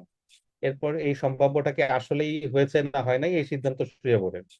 তো এইভাবে এখানে জিনিসগুলো অত্যন্ত সিস্টেমাইজ হয়েছে। আমাদের দেশের প্রেক্ষাপটে যদি বলি, আমাদের দেশে আসলে আমরা বিভিন্ন কারণে, তার মধ্যে রাজনৈতিক পরিস্থিতিও একটি একটি বড় কারণ, আমরা আমাদের আশেপাশের দেশগুলো থেকে, যেমন আমরা যদি মালয়েশিয়া ধরি, পাকিস্তান ধরি, এমনকি মালদ্বীপসও এত অ্যাডভান্স অনেক বিষয় হয়েছে যে আমাদের আমাদের থেকে তারা বিভিন্ন ক্ষেত্রে অনেক এগিয়ে গেছে। তো এই আশেপাশের দেশগুলোর কথা যদি বলি বা বিশ্বের অন্যান্য কাছাকাছি দেশগুলোর কথা বলি, তাহলে শরিয়া গভর্নেন্স, যে শরিয়া শাসন, এই জায়গায় আমাদের দেশ কমপক্ষে 10 থেকে 12 বছর পিছিয়ে আছে আমি বলে বলে আমি মনে করি। এই সময়টায় গত 15-20 বছরেই মূলত মূল ডেভেলপমেন্টটা শরিয়া গভর্নেন্সে হয়েছে পুরো বিশ্বে। এখন আলহামদুলিল্লাহ আমাদের দেশে কিছু নতুন বাস্তবতা এসেছে। বাংলাদেশ ব্যাংক লেভেলে Islamic banking regulation policy department হয়েছে, একটা কেন্দ্রীয় শরিয়া বোর্ড গঠন করা হয়েছে, বিভিন্ন ভাগে দায়িত্বকে বিন্যস্ত করার চেষ্টা করা হচ্ছে। ব্যাংকগুলোর শরিয়া বোর্ডে আরো যোগ্য মানুষেরা যেন আসেন, যারা কাজগুলো ভালো করে বুঝেন, এই ধরনের মানুষ আসেন, এই জন্য পলিসি করা হয়েছে। এবং আমরা মনে করি সামনে আপনাদের মতো যারা এই বিষয়ে সাবজেক্ট ম্যাটার আন্ডারস্ট্যান্ডিং থাকবে, এই বিষয়ে মূল বিষয় বা ফোনের বুঝ থাকবে বা আন্ডারস্ট্যান্ডিং থাকবে, আপনারা যখন ইনশাআল্লাহ বিভিন্ন ক্ষেত্রে অবদান রাখবেন, তখন পরিবর্তনটা আরো সহজ হবে ইনশাআল্লাহ। তো সব মিলিয়ে আমরা বাংলাদেশের, আমার যে মূল প্রশ্নটা ছিল মুফতি মনজুর হাসান করেছেন, বাংলাদেশকে আমরা কোথায় দেখি, আমি মনে করি যে পুরো বিশ্বের ইসলামী ব্যাংকিং এর যাত্রাটাকে যদি আমরা একটা যাত্রা মনে করি, তাহলে ডেফিনেটলি বাংলাদেশ একটু পিছিয়েই আছে, বাকি সম্ভাবনাময়। এবং বাংলাদেশে এত বেশি মানুষ আছেন এখানে, 18 কোটি 20 কোটি মানুষ, যেখানে এবং হিউজ একটা মার্কেট সেই দৃষ্টিকোণ থেকে, কাজে একটা বড় সম্ভাবনাময় বাজার, সম্ভাবনাময় মার্কেট। এবং এটাকে যদি সঠিকভাবে যারা লিডারশিপে থাকেন, সরকারে থাকেন, তারা পরিচালনা করেন, তাহলে পুরো বিশ্বেই একটা অনন্য ইসলামিক ফাইন্যান্স সেন্টার হিসেবে বাংলাদেশ ইনশাল্লাহ আবির্ভূত হবে বলে আমি বিশ্বাস করি। জাযাকাল্লাহ খাইরান। শুক্রিয়া শেখ, আমাদের কিছু প্রশ্ন এসেছিল আপনার কাছে, আমি কি প্রশ্নগুলো উত্থাপন করব? করতে পারেন, জি, জাযাকাল্লাহ। যে আসসালামু আলাইকুম, ইফতেখার জারিফ তিনি বেশ কিছু প্রশ্ন করেছেন। এর মধ্যে তিনি লিখেছেন, আমরা একটি শরিয়াসম্মত ইনভেস্টমেন্ট প্ল্যাটফর্ম তৈরি করেছি যেখানে একাধিক ইনভেস্টর মিলে এসএমই তে ইনভেস্ট করে, আর আমরা শুধু স্ট্রাকচার ও ফেসিলিটেশন করি। আমরা লঞ্চ করার পূর্বে নিশ্চিত হতে চাই যে আমরা মডেলটা শরিয়া অনুযায়ী ঠিক আছে কিনা। এ বিষয়ে অনেক কিছু প্রশ্ন করেছেন। এক নম্বর হলো, একাধিক ইনভেস্টর একসাথে একটা ডিলে অংশ নিলে শরিয়া অনুযায়ী কন্ট্রাক্টগুলো কিভাবে স্ট্রাকচার করা উচিত, এবং এই সেক্টরে ইনভেস্টমেন্ট প্ল্যাটফর্ম শুরু করার আগে কি কি বিষয় খেয়াল রাখা উচিত।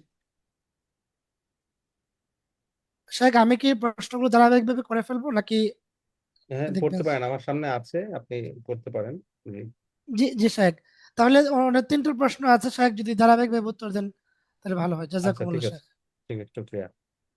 তো প্রথম বিষয় যেটা, যে একাধিক ইনভেস্টর একসাথে ডিল নিলে, আসলে একাধিক ইনভেস্টর যখন একসাথে কোনো একটা ডিলে অংশগ্রহণ করেন, আহ, তাদের মাঝে পরস্পর শিরকত অথবা পার্টনারশিপের একটা অবস্থান তৈরি হয়। যদিও আমরা অনেক সময় আলাদাভাবে সেই পার্টনারশিপ চুক্তি করি না, কিন্তু এটা একটা ইনহেরেন্টলি বা ইমপ্লিসিটলি এখানে একটা তাদের মাঝে একটা অংশীদারিত্বের অবস্থান তৈরি হয়। এর মানে হচ্ছে এই ডিল থেকে যে প্রফিট হবে সেটাতে প্রত্যেকে তার ক্যাপিটাল অনুপাতে অধিকার লাভ করেন।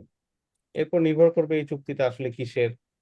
যদি সেটা ক্রয় বিক্রয় হয়ে থাকে তাহলে ওনারা যৌথভাবে প্রথমে তো মালিক হবেন, এরপর সেটা বিক্রি করবেন। ভাড়া চুক্তি হলে প্রথমে মালিক হয়ে তারপর ভাড়া দিবেন, ইত্যাদি ইত্যাদি। তো এটা প্রথম বিষয়। এরপর মুরাবাহা স্ট্রাকচারে আপনারা দিয়েছেন যে প্ল্যাটফর্ম যদি ইনভেস্টরের এজেন্ট হিসেবে কাজ করে, তাহলে ট্রানজ্যাকশনটা কন্ট্রাক্ট অনুযায়ী, শরিয়া অনুযায়ী ঠিক রাখতে কোন গুরুত্বপূর্ণ ধাপগুলো কি।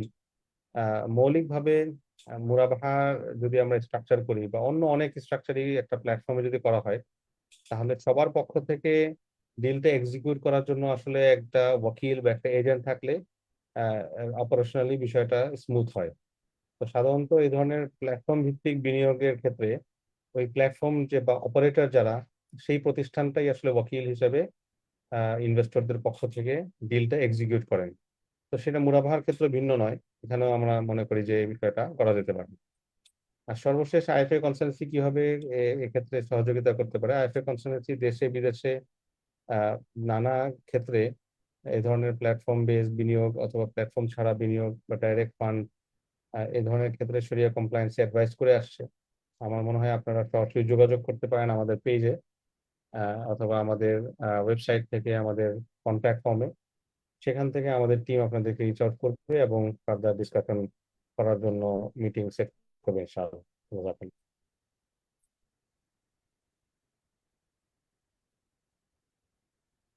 জি শুক্রিয়া শেখ। এরপরে যে প্রশ্নটি ছিল এটি আপনার কাছে স্পেশালি ডক্টর মুফতি ইউসুফ সুলতান হাফিজাউল্লাহর কাছে প্রশ্ন। একজন কওমি গ্রাজুয়েট প্রফেশনালি মুফতি ইউসুফ সুলতানের মতো হতে চায়, পড়াশোনা, ডিগ্রি ইত্যাদি রোডম্যাপের ব্যাপারে আলোচনা করার অনুরোধ রইল।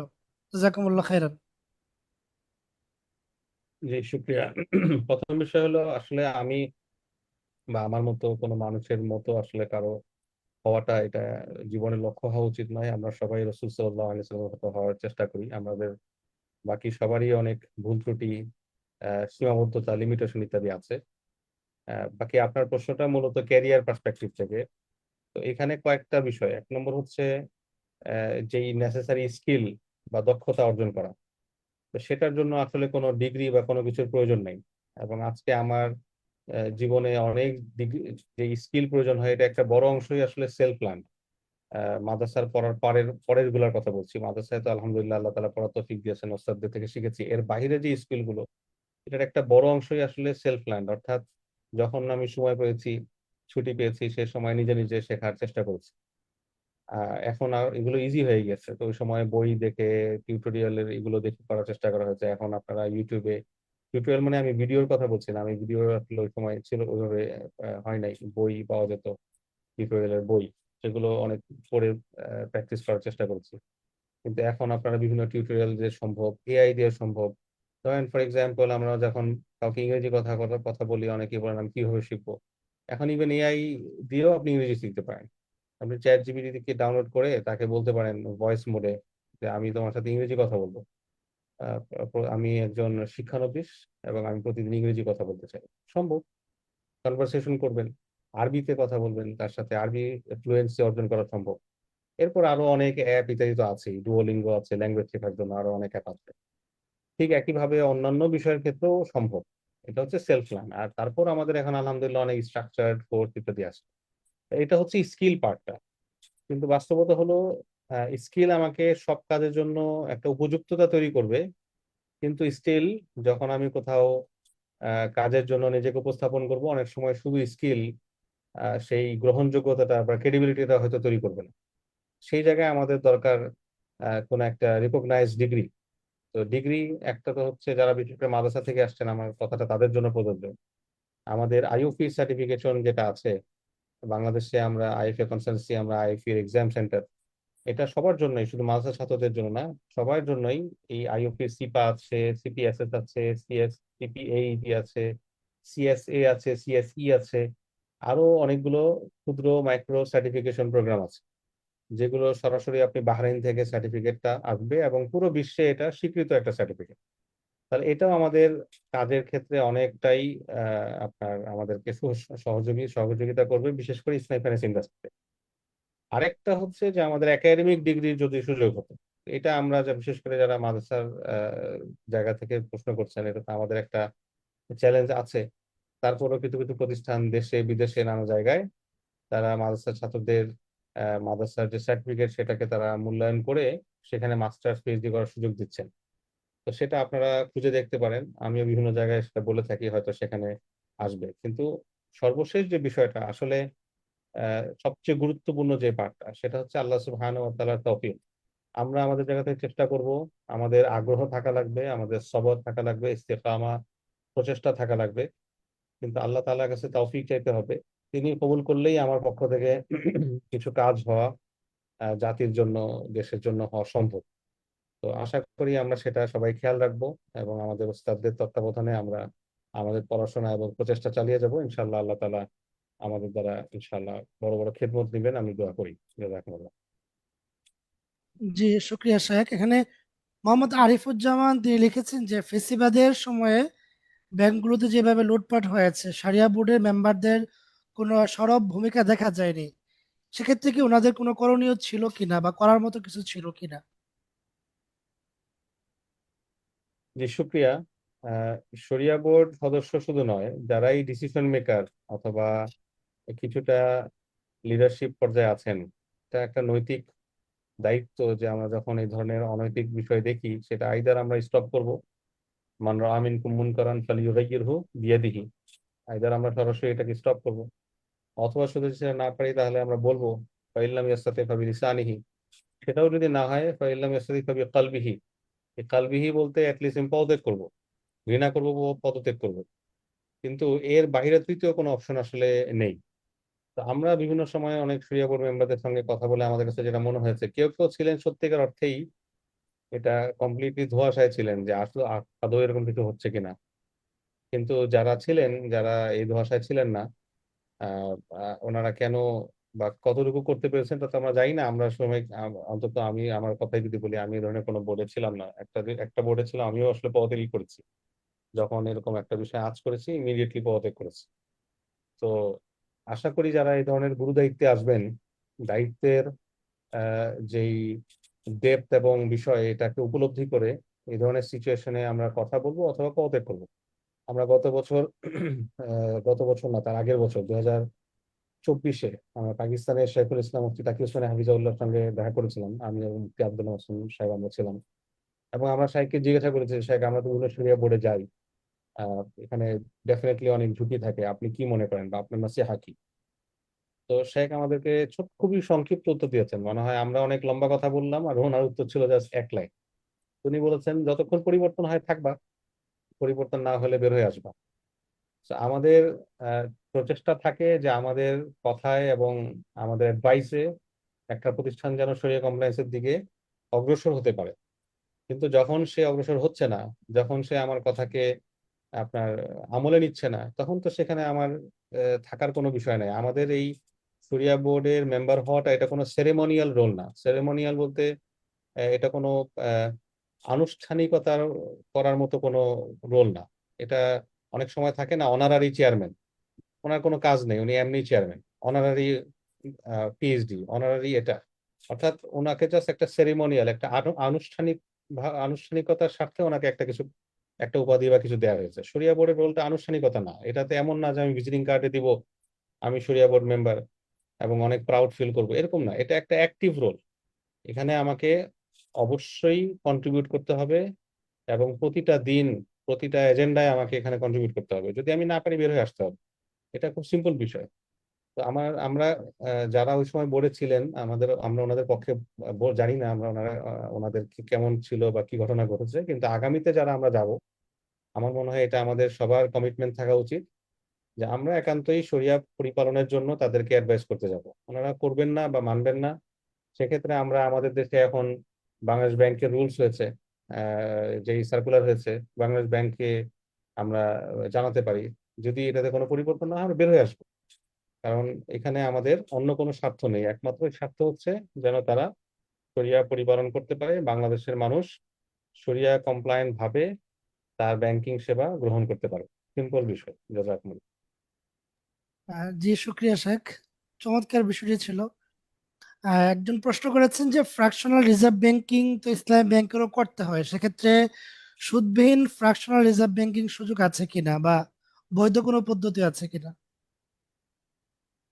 সুদবিহীন ফ্র্যাকশনাল রিজার্ভ এরকম কোনো ইস্তেলাহ বা পরিভাষা আমার জানা নাই। কারণ ফ্র্যাকশনাল রিজার্ভ মানেই সুদ, বিষয়টা এরকম না। ফ্র্যাকশনাল রিজার্ভের মূল বিষয়টা হলো আমার আছে 10 টাকা, আমি এখান থেকে 1000 টাকা ঋণ তৈরি করলাম, কিন্তু ঋণ তৈরি করাতেই সুদ হয়ে গেছে, বিষয়টা এত স্ট্রেট ফরওয়ার্ড না। এখন আমাদের বর্তমান সময়ে অনেক মুসলিম অর্থনীতিবিদ, শুধু বাংলাদেশে না বিভিন্ন দেশে, এবং এমনকি অনেক অমুসলিম অর্থনীতিবিদ এই প্রপোজাল নিয়ে আসছেন যে আমরা 100% রিজার্ভ ব্যাংকিং করতে পারি কিনা।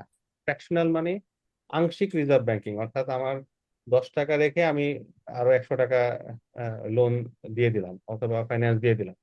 আর 100% রিজার্ভ ব্যাংকিং বা ফুল রিজার্ভ ব্যাংকিং হচ্ছে আমার 100 টাকা আছে, আমি 100 টাকাই দিব, এর চেয়ে বেশি আমি দিতে পারবো না। তো এটার পক্ষে বিপক্ষে আর্গুমেন্ট আছে, তর্ক আছে। আমরা যদি তাই করি তাহলে মানি ফ্লো কমে যাবে। এখন মানুষের হাতে হাতে অনেক টাকা, মানুষ আপনার নিজের পকেটে টাকা নাই, স্টিল সে ক্রেডিট কার্ড দিয়ে টাকা খরচ করছে, এই যে বাই নাও পে লেটার এটা সেটা দিয়ে টাকা খরচ করছে, নানাভাবে সে অনেক টাকা খরচ করছে। অন্যদিকে যাদের হাতে টাকা নাই সে এই অতিরিক্ত টাকা খরচের যে যে আউটকাম বা ফলাফল, অবশ্যই নেগেটিভ ফলাফল, নেতিবাচক ফলাফল, যেমন দ্রব্যমূল্য বেড়ে যাওয়া বা ইনফ্লেশন বা মুদ্রাস্ফীতি, মূল্যস্ফীতি তৈরি হয়, এগুলো তাকে সয়ে যেতে হচ্ছে। তো ওনারা এই ধরনের প্রপোজাল দিয়েছেন এবং এগুলো আলোচনায় আরো অনেক আগে থেকে। যেমন সুইজারল্যান্ডের একটা অর্গানাইজেশন, তাদের প্রপোজাল আছে সুইস মোমো প্রপোজাল, যেখানে তারা মূলত 100% রিজার্ভ ব্যাংকিং এর কথা বলে। তো আমরা এই ধরনের উদ্যোগকে স্বাগত জানাই। এই ধরনের উদ্যোগকে স্বাগত জানাই এবং প্যারালালি এই কাজ চলতে থাকুক, চলা উচিত। বাকি এটা এটা যতক্ষণ পর্যন্ত আমরা পাচ্ছি না বা এটা হচ্ছে না, আমরা বাকি যারা ফ্র্যাকশনাল রিজার্ভ ব্যাংকিং করছেন এটাকে জাস্ট আমরা রিবা বলে দিব, এটাকে আমরা অতিরঞ্জিত মনে করি। ফিকহের দৃষ্টিকোণ থেকে এটা রিবা বলা যায় কিনা সেটা নিয়ে যথেষ্ট তর্ক আছে। এবং আমাদের জানা মতে প্রমিনেন্ট যারা উলামা, যাদেরকে আমরা আহলুল ফান মনে করি, যাদেরকে আমরা ফিকহ এর আহল মনে করি, আমাদের জানা মতে আমরা দেখি না যে শুধু ফ্র্যাকশনাল রিজার্ভ ব্যাংকিং শুধু এতটুকু কারণে কোন একটা সিস্টেমকে রিবা বলা হয়েছে। বরং ওনারা রিবা বলেন এই এই ফ্র্যাকশনাল রিজার্ভ ব্যাংকিং এর মাধ্যমে বা যে কোনো ব্যবস্থায় যে মানিটা ক্রিয়েট হলো, এইটা কিভাবে দেয়া হচ্ছে, ওই ওই সেকেন্ড লেয়ারের কার্যক্রমের ভিত্তিতে ওনারা এই সিদ্ধান্তে আসেন এটা রিবা কি রিবা না। শুধু ফ্র্যাকশনাল রিজার্ভ ব্যাংকিং একটা ব্যবস্থায় আছে বিধায় অটোমেটিক সব রিবা হয়ে গেল অটোমেটিকলি, এটা আমরা কোনো ফকিহকে বলতে দেখিনি। বা যাদেরকে আমরা জানি পুরো বিশ্বে মুআমালাত নিয়ে তারা কাজ করছেন। তো আমার কথার খোলাসা হচ্ছে যে এটা সম্ভব হতে পারে, কিন্তু মাথায় রাখতে হবে এটা স্টিল থিওরিটিক্যাল। যারা এই প্রস্তাবনা নিয়ে আসছেন ওনাদের কাউন্টারে আর্গুমেন্ট গুলোও যথেষ্ট শক্তিশালী। আহ, কাজেই বরং আমরা বরং ওইখানে এটাও আর্গুমেন্ট আছে, এটাও আপনাদের সাথে শেয়ার করি যে 100% রিজার্ভ ব্যাংকিং হয়তো ফার্দার আরো রিবাকে আরো ইনসেন্টিভাইজ করতে পারে, সুদকে ইনসেন্টিভাইজ করতে পারে, এরকমও কিছু আর্গুমেন্ট আছে। তো এটা পরীক্ষা নিরীক্ষা থাকুক এই মডেল নিয়ে। আমি ডক্টর আনাস দারকার শুরুর দিকে একটা কিছু নসিহার কথা বলছিলাম। আমরা আজকেই আরেকটা ব্যাচের উদ্বোধনী অনুষ্ঠানে আমি ওনার নসিহা গুলো ছাত্রদের সাথে শেয়ার করছিলাম। ওইখানে একটা নসিহা এটাও ছিল যে আমাদের যে অর্থনীতিবিদ ভাইয়েরা, মুসলিম অর্থনীতিবিদ ভাইয়েরা যেই বিভিন্ন থিওরি নিয়ে কাজ করছেন, আউট অফ দ্য বক্স, খারিজ সুন্দুক, বাক্সের বাহিরে কিছু চিন্তা করছেন। যেমন এই 100% রিজার্ভ ব্যাংকিংটা একটা বাক্সের বাইরে চিন্তা, অনেকেই এটাকে অ্যাকসেপ্টই করবে না যে আরে আপনি এইসব চিন্তা করার দরকার কি। আমরা এই ধরনের চিন্তাকে স্বাগত জানাই। আবার এট দ্য সেম টাইম আমরা এটাও বলি যে ভাই আপনার এই চিন্তাটা ভালো, কিন্তু জাস্ট এই চিন্তার কারণে আপনি কোনো একটা বিষয়কে হালাল অথবা হারাম এই ফতোয়াটা কাইন্ডলি দিবেন, বিকজ আপনি এই বিষয়ের বিশেষজ্ঞ নন। এবং ডক্টর আনাস জারকার সুন্দর বলেছেন, উনি ওনার নাসিহার মধ্যে এটা বলেছেন, যেমন কেউ আহলুত তিব না, যেমন কেউ মেডিকেল সায়েন্সে পড়া ব্যক্তি না বা চিকিৎসা বিজ্ঞানে তিনি প্রাজ্ঞ না, উনি যদি কোনো একটা নতুন ওষুধ বাজারে নিয়ে আসেন তাহলে সেটার যে অবস্থা হবে, আমরা যদি জাস্ট অর্থনীতিবিদ হওয়ার কারণে ফতোয়ায় চলে আসি তাহলে শরিয়া পরিপালনের ক্ষেত্রে সেই ধরনের ডেঞ্জার তৈরি হবে। তো এই ব্যালেন্সটা আমাদের দরকার, আমরা এটাকে স্বাগত জানাই। আপনার প্রশ্নেও চমৎকার একটা হিন্ট আছে, আমরা এই ধরনের একটা উদ্যোগকে স্বাগত জানাই, কিন্তু এট দ্য সেম টাইম আমাদের যেই জায়গায় আমাদের শরিয়া কমপ্লায়েন্ট ভাবে করার সুযোগ আছে সেটাও আমরা করতে থাকি ইনশাআল্লাহ। জাযাকাল্লাহ। জি শেখ, আমরা লম্বা সময় নিয়েছি আর অল্প সময় শেষ করে দেবো ইনশাল্লাহ। গুরুত্বপূর্ণ একটি প্রশ্ন করতে যাচ্ছি, সেটা হলো ইসলামী ব্যাংক কিভাবে পরিচালনা করা হয়, তাকে শুধু ব্যাংকারদের জানা প্রয়োজন নাকি আমরা যারা গ্রাহক আছি, সাধারণ ভোক্তা আছি, আমাদের যাদের লেনদেন আছে তাদেরও জানা প্রয়োজন? মানে এই কোর্সের বিষয়গুলো কি শুধু ব্যাংকারদের জন্য ডিজাইন করা এরকম, নাকি এগুলো আমাদের মতো সাধারণ যারা আছি, মাদ্রাসায় পড়ুয়া অথবা যারা ব্যাংকের সাথে কোনো না কোনো ভাবে জড়িত, তাদের জন্য এই বিষয়গুলো জানা প্রয়োজন? অনেক ধন্যবাদ। আসলে বাজারে ইসলামী ব্যাংকিং শুধু না, ব্যাংকিং নিয়ে অনেক কোর্স আছে, ব্যাংকিং ইসলামী ব্যাংকিং অনেক কোর্স আছে, এবং যিনি প্রশ্ন করেছেন উনি যথার্থই করেছেন, কারণ অনেক কোর্সই আসলে এইভাবেই সাজানো যে একজন ব্যাংকার কিভাবে ব্যাংকিংটা করবে এই পার্সপেক্টিভ থেকে। একজন ব্যাংকার, উনি ইসলামী ব্যাংকিং এর কাজ চাকরি করেন, ওনার এই ব্যাংকিং চাকরিটাকে উনি কিভাবে সঠিকভাবে আদায় করবেন এই পার্সপেক্টিভ থেকে। আমাদের কোনো কোর্সেরই পার্সপেক্টিভ এটা না। আমাদের প্রথম পার্সপেক্টিভ হচ্ছে যে আপনি আসলে ভালো করে বোঝার চেষ্টা করেন বিষয়টা কি। এরপরে আপনি যে কোনো স্টেক হোল্ডার হন না কেন, স্টেক হোল্ডার মানে কি, যার সাথে আমাদের, যেখানে আমাদের স্বার্থ আছে, স্বার্থ কাদের আছে, প্রথমত অবশ্যই ব্যাংকার, দ্বিতীয়ত ব্যাংকের গ্রাহক, কারণ এই দুইজনের স্বার্থ ওতপ্রোতভাবে জড়িত। এরপর শুধু এই দুইজন না, এর বাহিরে আমরা যারা আছি, পুরো অর্থ ব্যবস্থায় আমরা যারা আছি, আমরা সবাই স্টেক হোল্ডার। তাহলে আমার কথার খোলাসা বা সারমর্ম হচ্ছে এই কোর্স আসলে আমাদের সবার জন্য। আমি সেটা ব্যাংকার হলেও আমার জন্য কাজে লাগবে, আমি যদি গ্রাহক হই তাহলেও কাজে লাগবে, আমি যদি কিছুই না হই তাও কাজে লাগবে, কারণ সামহাও এটা আমাকে টাচ করছে। আমি অ্যাটলিস্ট জানলাম যে হ্যাঁ, এখানে ভবিষ্যতে যদি আমাকে কোনো কারণে জড়াইতে হয় তাহলে আমরা কিভাবে করতে পারি। একটা বিষয়ে খুব ক্লিয়ার থাকা দরকার, আমরা যখন ইসলামী ব্যাংকিং অথবা ইসলামী ক্যাপিটাল মার্কেট এ ধরনের কোর্স অথবা কথা বলি, অনেকে এটাকে এভাবে ব্যাখ্যা করেন বা ওনাদের ব্যাখ্যা এরকম মনে হয় যে আমরা যেন মানুষকে ইসলামী ব্যাংকিং এর দিকে ডাকছি। এটা এরকম না। আমরা কিন্তু হাইয়া আলাল বুনুক আল ইসলামিয়া, আসুন ভাই সবাই ইসলামী ব্যাংকিং এর দিকে আসুন, এটা আমরা বলছি না। আমরা বলি যে আপনার যদি বালিশের নিচে টাকা রাখতে পারেন ওয়েলকাম, অসুবিধা নাই, কিন্তু আপনাকে যদি ব্যাংকিং করতেই হয় তাহলে অবশ্যই আপনাকে রিবা থেকে বের হয়ে আসতে হবে।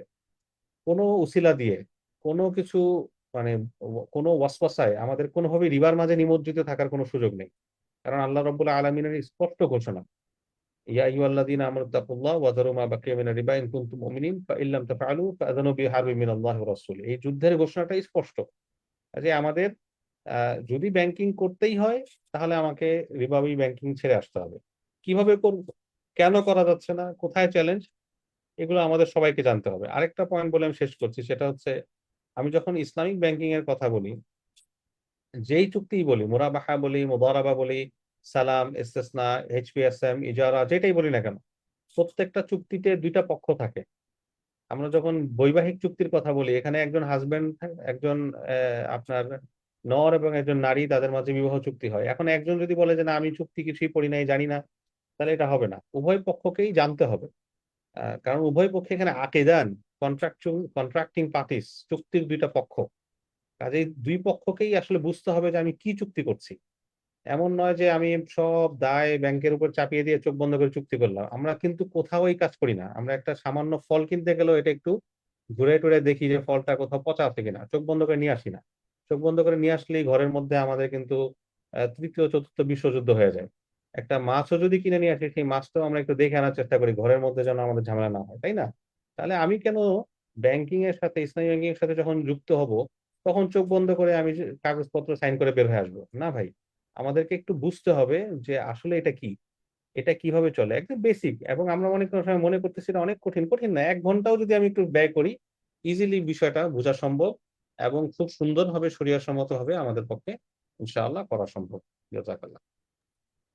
শাইখের কাছে সর্বশেষ প্রশ্ন, এরপরে ইনশাল্লাহ আমরা শোয়েব ভাইয়ের কাছে যাব এবং কোর্সের ব্যাপারে আমরা দু একটি কথা শুনবো ইনশাল্লাহ।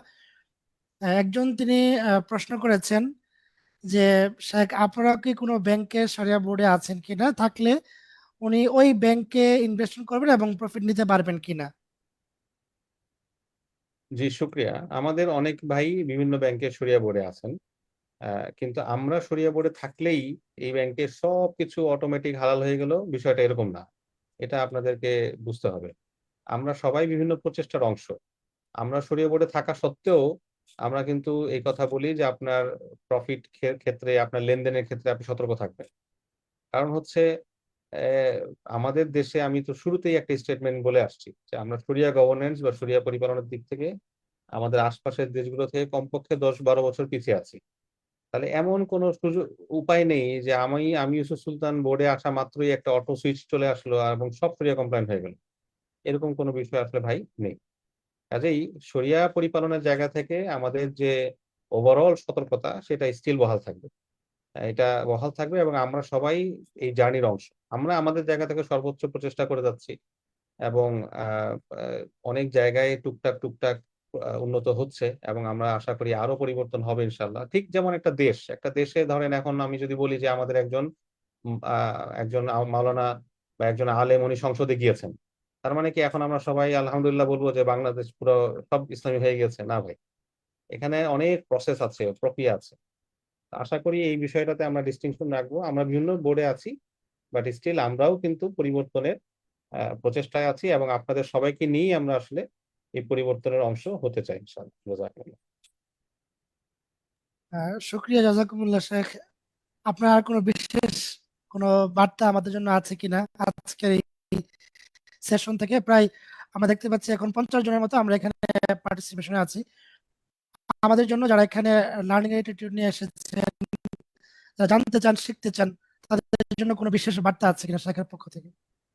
জি, অনেক শুকরিয়া আপনাকে মুফতি মঞ্জুরুল হাসান সাহেব। আমার শেষ বার্তা একটা হাদিসের বার্তা, যে হাদিসটা আমিও সবসময় আমাদের এই ধরনের আলোচনায় ব্যক্ত করি। আল্লাহ রাসূল সাল্লাল্লাহু আলাইহি সাল্লাম বলেছেন, আলা কুল্লুকুম রাইন ওয়া কুল্লুকুম মাসউলুন আন রাইয়াতিহি। যে শোনো, তোমাদের প্রত্যেকেই দায়িত্বশীল, রাখাল, এবং প্রত্যেকেই তার রাখালের যে পাল থাকে, যেই যেই ফ্লকটাকে সে আপনার নিয়ে চড়ায়, এটার ব্যাপারে সে দায়িত্বশীল। এটার ব্যাপারে তাকে কোশ্চেন করা হবে, জিজ্ঞাসা করা হবে।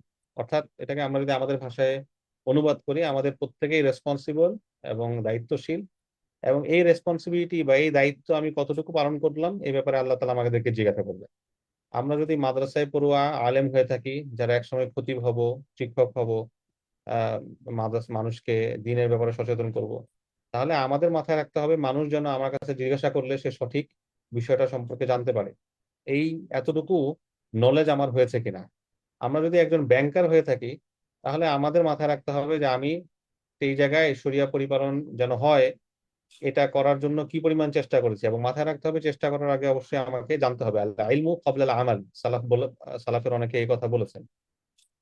আমল করার আগে আমাকে জানতে হবে। না জানলে আমি কি আমল করব? ধরেন আমি এক জায়গায় গাড়ি দিয়ে যাব, আমি জানি না আমার ডেস্টিনেশন কোথায়, তাহলে আমি এই রোডে ঢুকবো, ওই রোডে ঢুকবো, আমার পথ বিক্ষিপ্ত হবে। আমরা যেটাকে বলি গুমরাহ, আমি পথ হারিয়ে ফেলবো এবং সময় যাবে, ওয়েস্ট হবে, কিন্তু ফাইনালি কোনো সাফল্য বা কোনো সাকসেস আসবে না। কাজে আমাদের সবাইকেই যার যার জায়গা থেকে সেই রেসপন্স, আমরা যদি বোর্ডের কেউ হই, পরিচালক পর্ষদের কেউ হই, এখানে রেসপন্সিবিলিটি সবচেয়ে উপরে। কারণ একটা বোর্ডের ডিসিশন সাধারণত ম্যানেজমেন্ট, এমডি, সিইও তারা সেটা প্রতিফলন করেন। কাজে আমি যদি কোনো একটা বোর্ডে বসে থাকি এবং আমার ব্যাংক বা আমার প্রতিষ্ঠানের সরিয়ানো, শুধু ব্যাংক না, আমি একটা কর্পোরেট প্রতিষ্ঠানের ইয়াতে আছি, অথচ আমার প্রতিষ্ঠান সুদের ব্যাংকের সাথে জড়িত। শুধু ব্যাংকিং এর রিবা এতটুকুর মাঝেই আসলে রিবা না, রিবার বাইরেও কত রকম অনৈতিক, হারাম ইত্যাদি আছে। কাজে এই বিষয়গুলো সম্পর্কে আমাদের জানা, এটা আমাদের প্রত্যেকের প্রথম রেসপন্সিবিলিটি, ফরজ যাই বলি না কেন। এরপর আমরা সেটাকে অ্যাকশনে পরিণত করবো ইনশাআল্লাহ।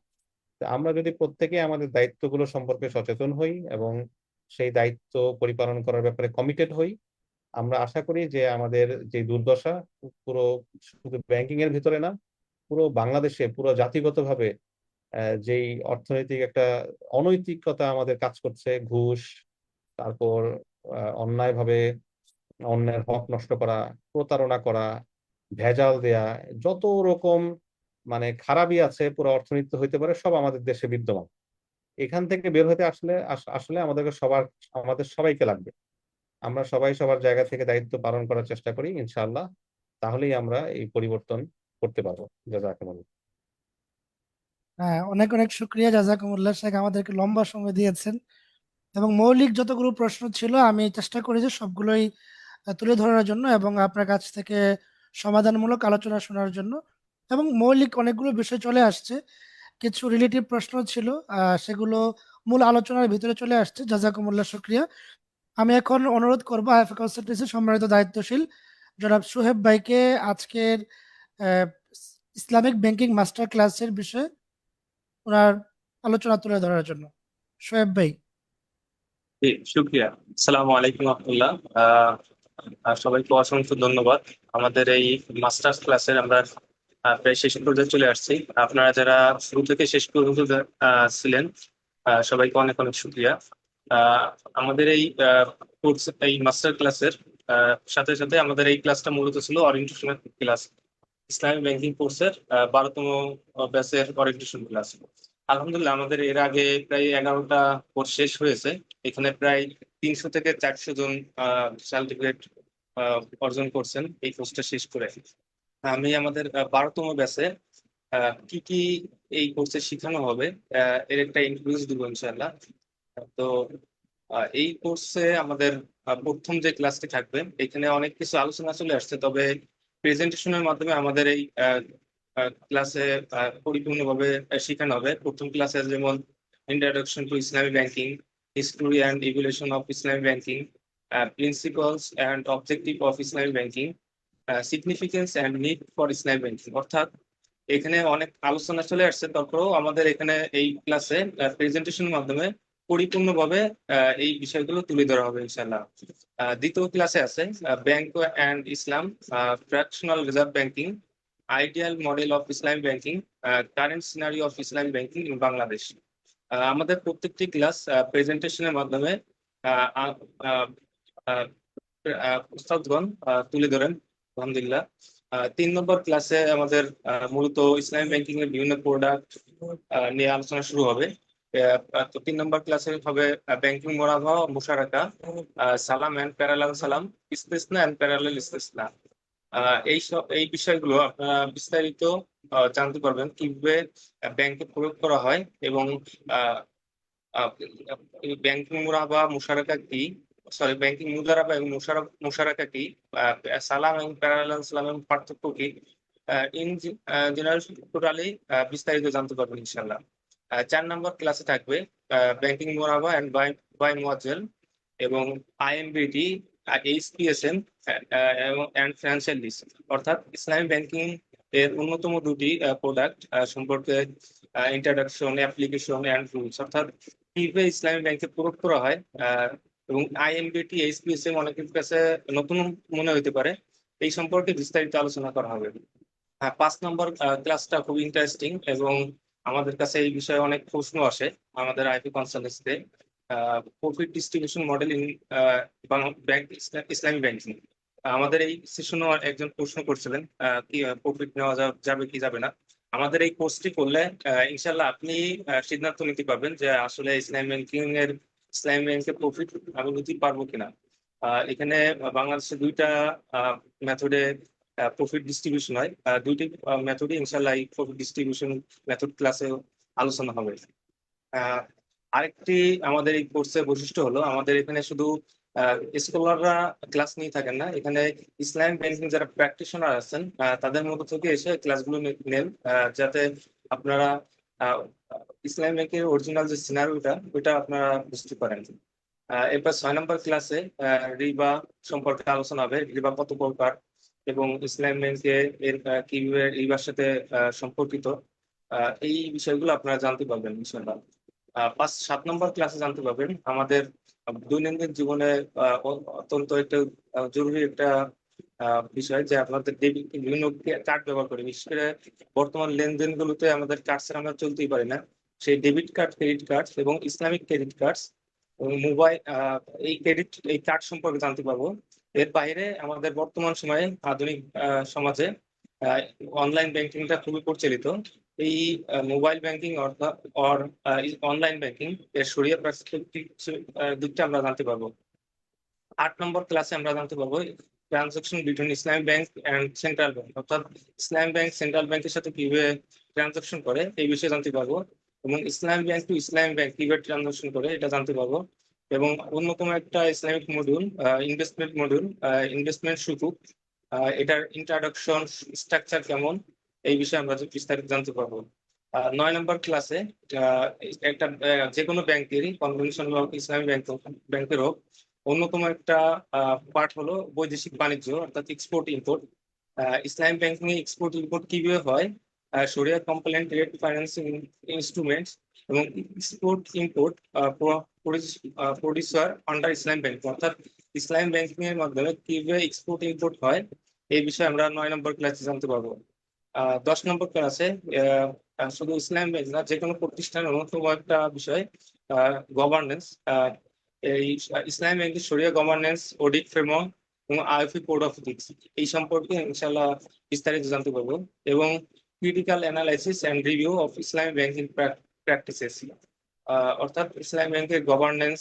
এরপরে আমাদের আইএফই সম্পর্কে হয়তো জানেন, আইএফই একটা স্ট্যান্ডার্ড আছে কোড অফ এথিক্স, এই বিষয়ে বিস্তারিত 10 নম্বর ক্লাসে আলোচনা হবে।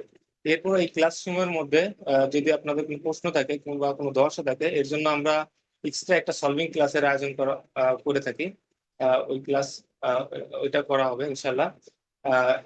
এই কোর্স সম্পর্কে যদি বলি, এই কোর্সে আমাদের প্রত্যেক সপ্তাহে একটা করে ক্লাস হয় শুক্রবার, অর্থাৎ আমাদের এখানে অনেক সেক্টরের পার্টিসিপেন্ট আসেন, বিশেষ করে ব্যাংকার, তারপর বিভিন্ন প্রতিষ্ঠানের জব হোল্ডার, তারপর স্টুডেন্ট, শিক্ষক, বিভিন্ন পেশা শ্রেণীর মানুষ এখানে আসে।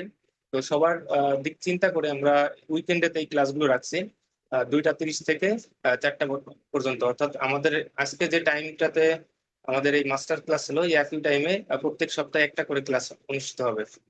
এবং কোর্স শেষ করার পরে আমরা একটা সার্টিফিকেট প্রদান করে থাকি, সার্টিফিকেট দেওয়া হয়।